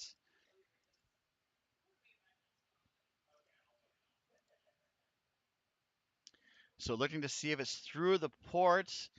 It's looking pretty good. Now the question is, where is it going to stop? And it's going to sail a little too far. It needs to sit down. Is it going to sit down in time? And the answer is no. So this super tight back and forth game has now shifted to looks to be a score of 3 for Bob LeClair in his rink. So apologies for that.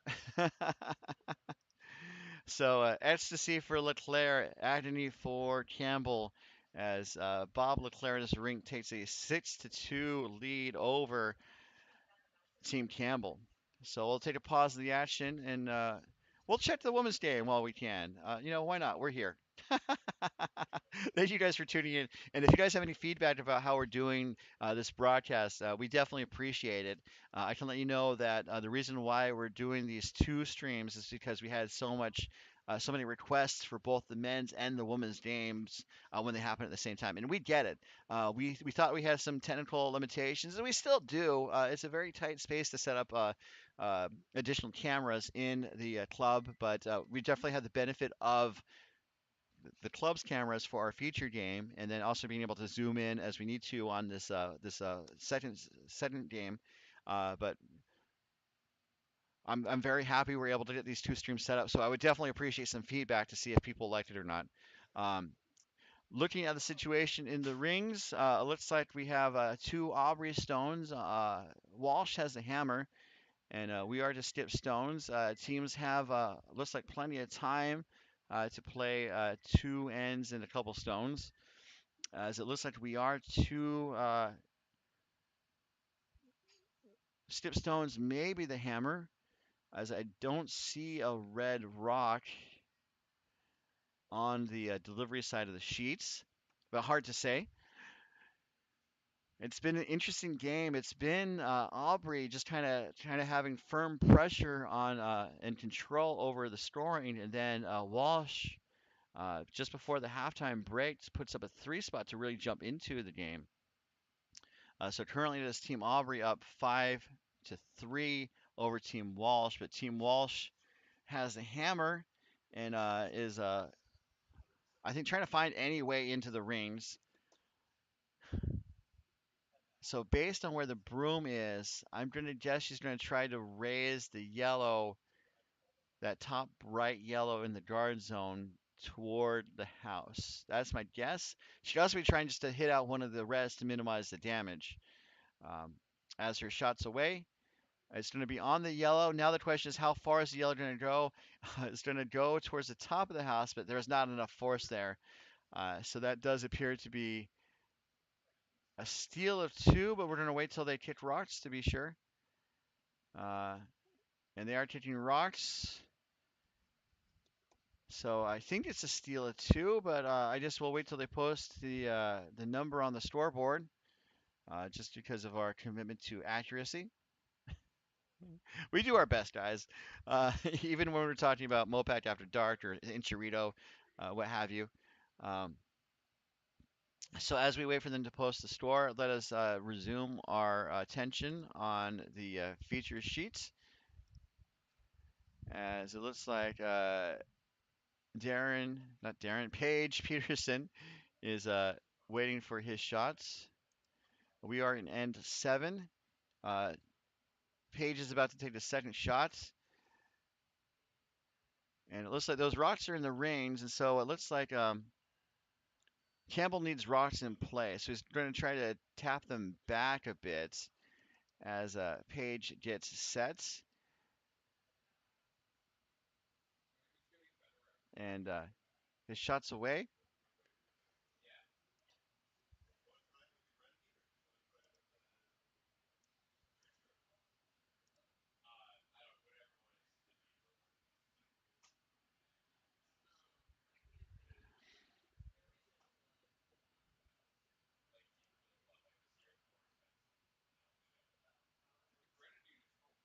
So that looks pretty good to draw. I thought he was going for back. He was asking for back four weight. It looks like, and it was a little light. Gives LeClair a target, and for LeClair, I think he's okay. Moving some of the Yellowstones around just a smidge as Jeff Barrett gets set for his shots.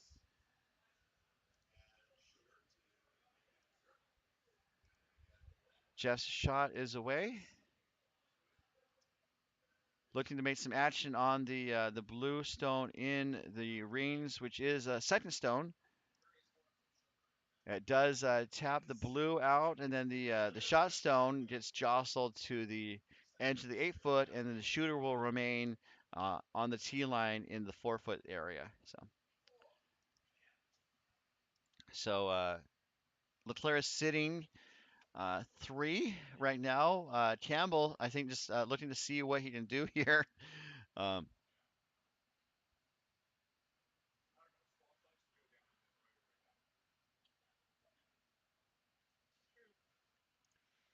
so the broom is down for Jared Kiesling.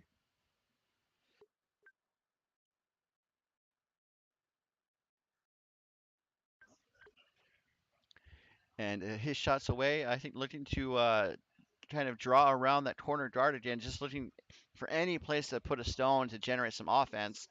As I also let you know in a moment, uh, a little tap's not too bad either to create a bit more of a pocket. This is going to settle in a little light in the top 12 foot. It looks like that's good for fourth shot, and it does cover the shot stone. And I think LeClair just wants that blue gone, just make it harder for Campbell to do anything to generate offense. As I will let you know that this end is being brought to you by doubletakeout.com. Jeff Stone is away, and we're looking at the rock to pluck out the blue. And contact is made. Oh, it clips the shot stone on the way out. Uh, LeClair doesn't need it, but it would probably have been nice to have kept it around. So maybe a slight miss, but definitely trying to prevent scoring opportunities for Campbell, and that primary objective was made. So uh, this broadcast is presented by authority of the Mountain Pacific Curling Association and may not be reproduced or retransmitted in any form without the express written consent of the Mountain Pacific Curling Association.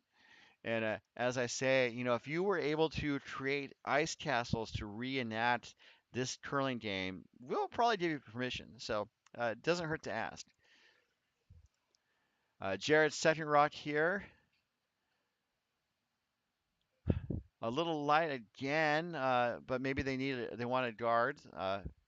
Don't know why they would need to guard in front of the LeClair stone, so that ended up in an interesting spot because LeClair can't clear that blue without really moving those two yellows out of the way. So LeClair is opting to draw. It makes sense as we see Fred Maxey get set for his first rock here in the seventh end. Been a close game, a little bit of back and forth, and then LeClair. Talking about Aubrey putting pressure on the women's game, LeClair just slowly pressing on the gas pedal, amping up the pressure, just like that pressure dial I'm so fond of when we do measurements. Uh, but again, like these teams have been, it's been a great game. It's been an awesome tournament. I hope you guys have enjoyed it. I've been getting a lot of compliments and feedback from viewers and the curlers who are friends and family of viewers. So definitely appreciate people tuning in. And also, I'm happy to be here broadcasting, but I'm really here for the curlers and the teams and the clubs that are part of MoPac. So I'm deeply thankful to be here. Also, I'm deeply thankful for the volunteers from the club, also the volunteers from the teams who are asked to time shots. And just it's been a great weekend. It's been a long weekend, but these tournaments often are. As we see Josh's shots head down the ice. Sweepers are on it. I think looking to unlock the blue that Jared just put up, and then kind of hopefully create an opening for Campbell to get in for something. Down four here late in the game. Campbell needs to score. I would say like needs to score two definitely. Three would be better, and it still needs to steal the last end. So a tall bill of fare for Team Campbell. It's possible. Um, looks like Maxie wanted to come out and take a look at the setup in front of the house. Maybe just Austin make sure that maybe worried about Blue doing a run back double or something perhaps. As he's back to the hack, the broom is down. Gonna see the Maxi maneuver.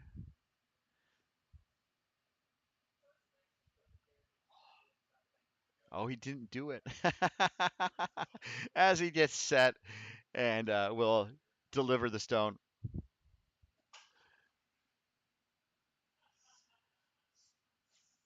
And it looks like the call was to put up a front stone or a guard, just to prevent Campbell from doing that run back double. And this looks pretty good. And I'm curious to see how Campbell gets two here, um, or maybe three. Uh, this is the point of the game where if I'm way behind and there's a mess in the house, I would probably just start blasting. And uh, I think cooler heads prevail than my blast everything strategy, especially when I can't hit everything. Uh, looks like Campbell could try to hit the blue on the. Okay, I was thinking he could hit the blue that's open, but he's looking to maybe do the run back double by running the yellow onto blue into the pile or into the house. It's not really a pile. It's more like a loose spread, I guess. Uh, like deviled ham. Um, when's the last time anyone had deviled ham? My goodness. The broom is down for Josh. Looking for that run back double. Sweepers are looking on it, working on to hold line. It looks like it might be over curling slightly. And it does unlock the blue, and then just jostles the stones around in the house. Definitely opens up the middle, and that blue I was noting that's not really covered is still open for a tap back later in the end. So that might be how he gets one, but how he gets two or more, that's a stumper for the greats of our age. We asked hundreds of philosophers how this should be. Um, Trolling philosophy is kind of fascinating. I've done some reading. Um, this is just like an amusing story. I did an archive search for curling books in the public domain through archive.org, or that's the Internet Archive, or through Google Books. And there's several books. There's a book about like kind of a cultural curling exchange between Scotland and Canada from the early 1920s, and there's also how to make artificial curling ice. Back when people were curling on lakes and rivers, as we see Bob LeClair's first stone. So one of the books was a small pamphlet or a book that contained sermons delivered at the GNCC Championships in New York City back in the late 1800s. And it was at a Presbyterian church. And I guess, back in the day, they didn't have a morning draw on Sunday, so, people could attend services. And LeClaire put up a guard, it appears. And so the sermons are working to apply, kind of like how, people could view the Bible and curling, and, maybe also apply it to their lives. And it's kind of fascinating because also, the Bible is famously about a place that didn't really have ice for quite a long time. But also noted that several figures in the Bible were athletes, and we're competitive, but also noting that sometimes we're playing the game of life or the sport of life, and certain things that are important and some certain things are not. Obviously, that was written from a biblical sense, so I won't get into too many details. But also, it's fascinating about that church, that Presbyterian church. It's moved. It moved about almost 100 years ago now. But the original location of that church is um, where the Pennsylvania st- Pennsylvania Station is, right next to Madison Square Garden. So it's really fascinating to think about how New York was 140 years ago. Think about how we are as a country 140 years ago. Think about how curling and faith were 140 years ago too. So uh, that's my slightly long-winded story about how like curling philosophy can intersect in certain interesting ways. And speaking of intersecting in interesting ways, we're going to have to see Darren Campbell make some key connections to have a chance for a single or 2 points here in this seventh end.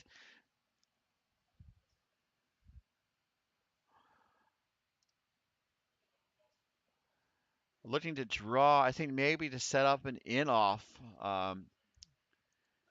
which is, it's definitely a viable shot, but also it definitely underscores kind of how desperate Campbell's situation is in the setup in the house. That does sit for third stone, but again, I think that Campbell doesn't really want to have that count unless something goes weird in the next two stones. It looks like LeClair is taking his time, not taking a timeout, just a pause.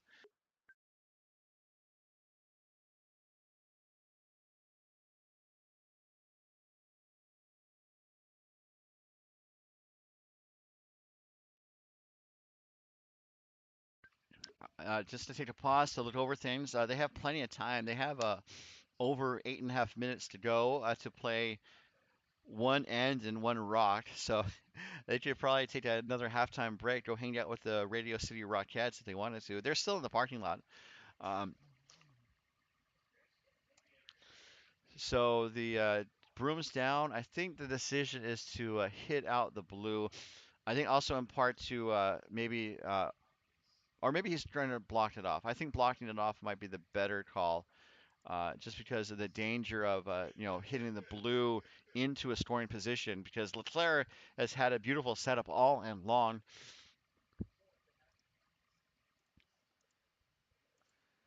and that does seem to be the case. It looks like they're going to try to draw, sit in front of that blue, and just really take away that possible in off that Campbell was angling for. Pun intended, guys, because they were looking to angle the stone towards the button. Um, So the in off is not on the table now. That blue tap back is still there, and that is what they're looking at, as that seems to be really their best option. They could try to draw, but that port is not looking great, especially based on how we saw how Leclerc's last stone went. So looking for the tap to the button, hopefully for one, although also hopefully to cut down Leclaire, who is sitting four in the rings. That's a crooked number if I ever saw one. And looks like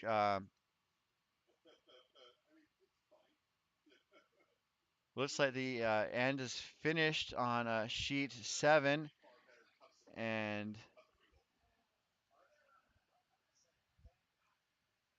timing's a little tricky here. So let me finish this end, and then we'll recap what's going on with the women's game. Although it looks like they could be done. Let's see here. So keeping our focus on the men's game. Uh, We see Darren with his last, looking for a tap back. Not a gimme. The weight's going to be crucial here, but also facing four, so looking to maybe minimize damage to stick around for a final shot. They're sweeping on it. I think the line is pretty good as it's coming down, and then the weight's going to be important as it's going to go into the button and sit in the back button. So beautiful shot there for one. He had it in his back pocket the entire time. That was a great shot there from Darren to salvage. That was a 5 point swing right there. Facing four and then scoring one. So we're going to come to the final in just a moment as as it appears that the women's game has concluded. Um, Let me do some adjustments. There's some applause in the warm room, so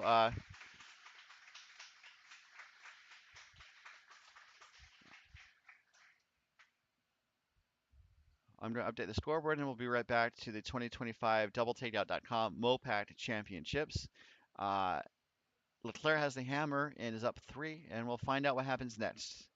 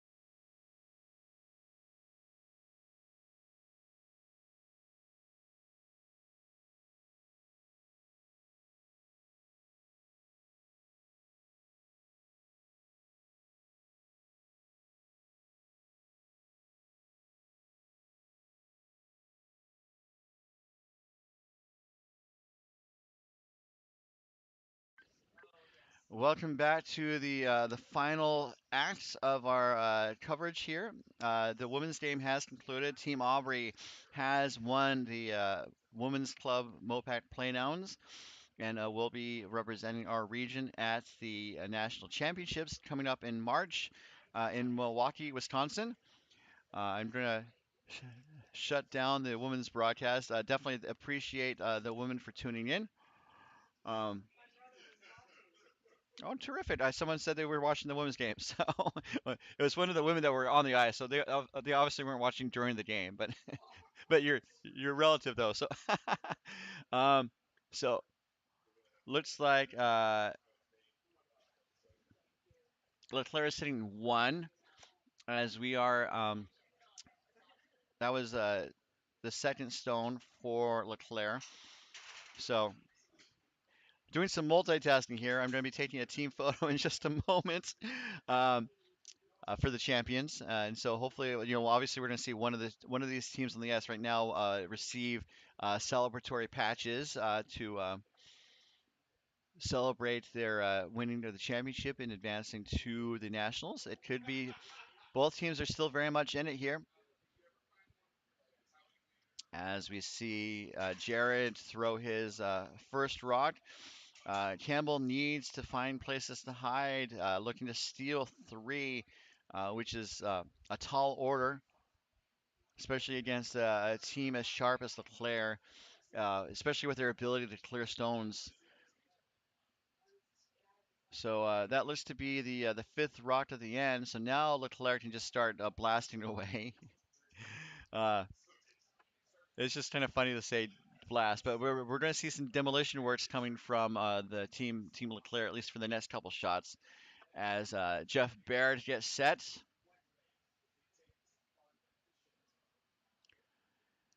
Looking to peel the guard. I think if he could get lucky and get both, that would be the cherry on top of the sundae, as it were. As it is, he's going to peel the guard, and then the shooter is going to roll away.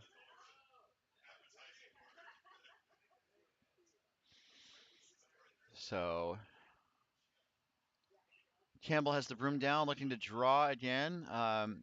Guards don't help him too much because he needs rots in the house.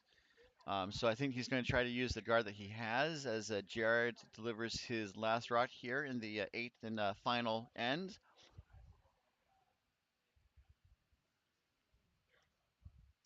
Sweepers are on it. I say they don't need guards. I think they need rots in the house more than they need guards, especially as they're trying to junk things up. There's already a rock in the ring, so if they can kind of just keep drawing in, that might be the recipe for success. As it is a guard, so you don't always get what you want, but you get what you need, as they say.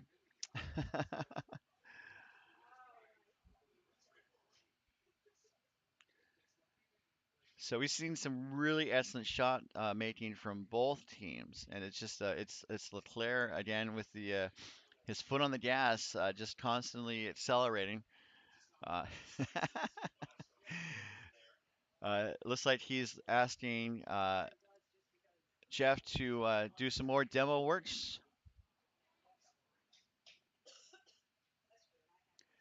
and we are going to see at least one of these blues go away. Maybe. Oh my goodness. This could be the opportunity that Campbell needs as we see a flash from Baird. It's just a unfortunate miss there, especially given how things have been going for LeClair. Um,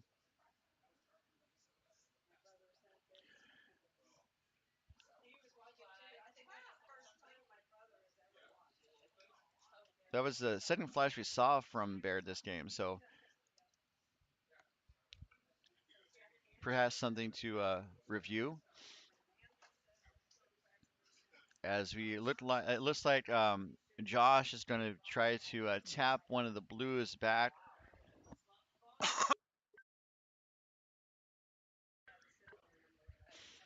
and it looks pretty good. Let's see where the blue goes. It's going to go to the T line at the edge of the 4 foot, and so perhaps there's a door opening for Campbell. And obviously Leclerc would like to make sure that door does not open any wider, uh, and he'll do that by maybe forcing open the middle of the rings, as Fred Maxey is now being asked to be the demo man. Just call him Sylvester Stallone.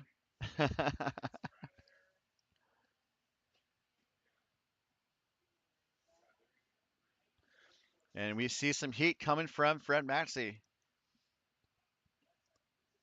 He's going to get one. Is he going to get two? He gets them both. That is a double takeout brought to you by doubletakeout.com. Uh, really kind of opening things up. And again, as I said, Campbell needs to find places to put rocks to steal three to have a chance to steal the extra. Um, but just when you have a shot as spicy as Maxi, it can be tricky. Uh, Especially a shot that has the heat and is also on target. I think it's a reflection of just of the shots that Matson can make. So the broom is down for a draw. I think looking to maybe just draw on top of the shot stone. Um, as we see Josh's second stone. Are we already wants to skip stones? I guess we are because this is the where the Vice's last set of stones. So after Fred's next rock, we're going to see skip rock. So this end moved quickly too. Uh, Pretty crazy. That rock is good for third shot. So looks like Campbell could be cooking here. And so Bob is just going to try to run Campbell out of stones with another takeout.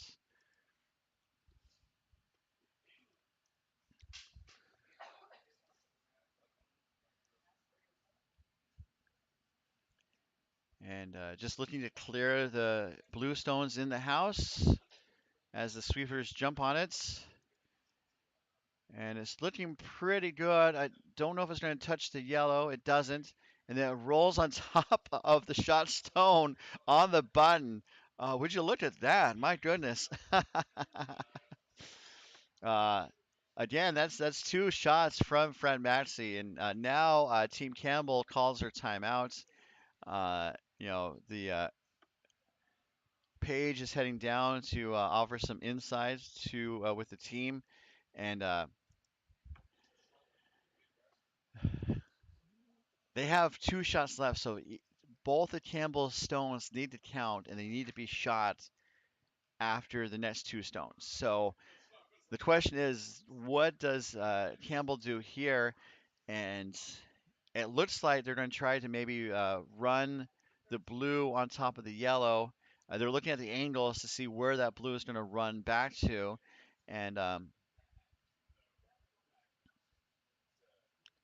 that seems to be the likely call because they want to they want to push those yellows back and create some backing so LeClair can't hit any Campbellstone out because if any Campbellstone goes out, it's game over.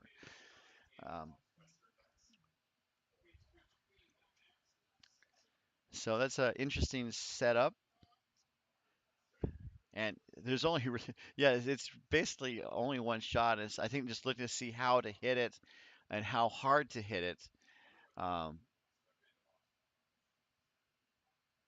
and they're looking just to tap back to create a backstop to hopefully stay alive, because this is the end game here, literally, because it's the end of the game, but also in terms of the importance strategically of these shots. So I think looking to hit. They don't want to roll wide. I think that was part of the discussion is where to hit because if they roll wide, LeClair hits it out, it's game over. Also, if LeClair hits the shooter out, it's game over. So Campbell's just looking to find any way to kind of stack stones up so LeClair can't hit him out, and then have Campbell, uh, try to find another place for a third stone. So. Broom is down. Campbell is set. This is his first stone of two skip rocks without the hammer here in the eighth end.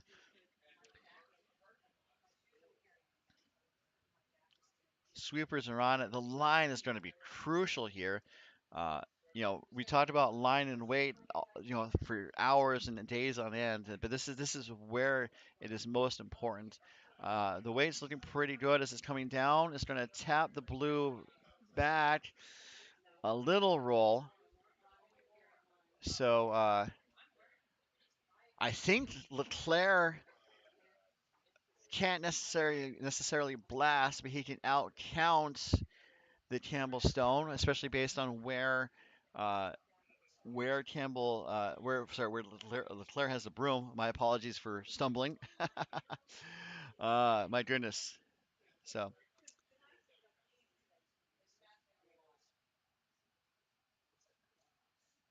the other shot is to hit the yellow onto blue and just bop it out. I guess they're worried about a jam as a kind of gesture with their brooms. Um, like I said, I'm usually a lead who skips, and so I like the draw, but I also think that just getting rid of the blue and to secure the win is maybe more important. Um, they have over 5 minutes of time to talk about these two shots. I don't think they're going to use it all. Um,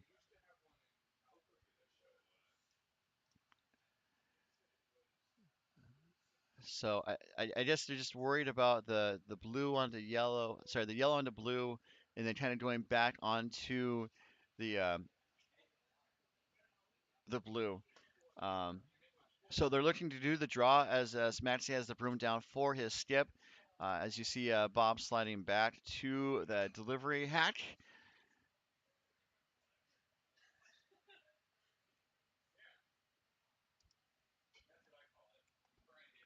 So this is just to, I think, a draw to negate the second Campbell Stone and also really force Campbell to maybe make a circus shot to have a chance to stay alive. So this is Bob LeClair's first, and I guess the other thing to consider is that if he misses, he could be missing the right way. If you tried to do the takeout, he could miss the wrong way and then really set up that possible situation for Campbell to get a third point. So that's a front stone guard. I thought they were going to try and go to basically almost biting the forefoot, but um,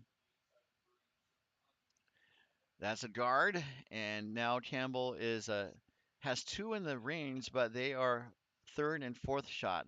So he needs to take that third and fourth and make those 1-2 and add a third. And as Dan in the chat notes, it's a tall order to score three here, but thankfully Darren is pretty tall. So it's, darn you for having a better quip than I do. No, I appreciate the comment. uh, so the broom is down. They're looking to uh, throw a rock to slap the blue onto the yellows to dislodge the yellows, but then the shooter needs to stick around, and that is the first part of the equation is a bit of a challenge because that guard that Leclerc put up is pretty tricky, and then the second part of the order is sticking around to be third shot, and we will see here as the last rock from Darren Campbell is underway. Without the hammer here, this could be the game, folks. Kiesling is on it. Sweeping, it looks like it might be over curling into the guard. It does crash on the guard, so it is going to be handshakes as Team LeClair will secure the 6-3 win and get their tickets punched to the 2025 U.S. Club Nationals, again set for March in Milwaukee, Wisconsin. So, my goodness, folks, it's been a great tournament. As I said, we're going to be back on the air in February, just a month away, for the Five and Under tournament in Las Vegas, and then we'll be back at Coyotes in June for arena playdown. So lots of curling to come. We're halfway through our championship season of curling. As the teams exchange hugs and handshakes. I'm glad I didn't sign off. Uh,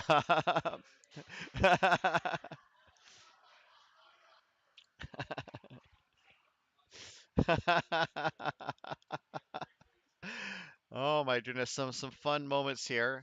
Um, so as we wind things down, just another reminder that our tournament was brought to you by DoubleTakeout.com. Ken Pomeroy updates the site with insights and information about the top men's and women's teams around the world and uses a custom ranking algorithm at DoubleTakeout.com and by Curling.gg. For skips and curlers who love a good game, curling.gg is your ultimate practice tool. Free, easy, and all about strategy. Visit curling.gg to test your skills right meow. And by Endgame Curling, elevating the standard for high performance brooms with two types of brooms, the Icon and Origin, as well as the Endgame travel handle that fits most carry on luggage at endgamecurling.com. So, ladies and gentlemen, that's going to be the ball game, as it were, as there's applause on the ice as the exit the field. Um, that's going to do it here, folks. Thank you so much for tuning in. On behalf of all of us here at MoPac, the San Francisco Bay Area Curling Club, and with deep thanks to our sponsors, doubletakeout.com, curling.gg, and Endgame Curling. This has been your host, Ryan Olson. For the final time, so long and good curling. We'll see you in February. Bye for now.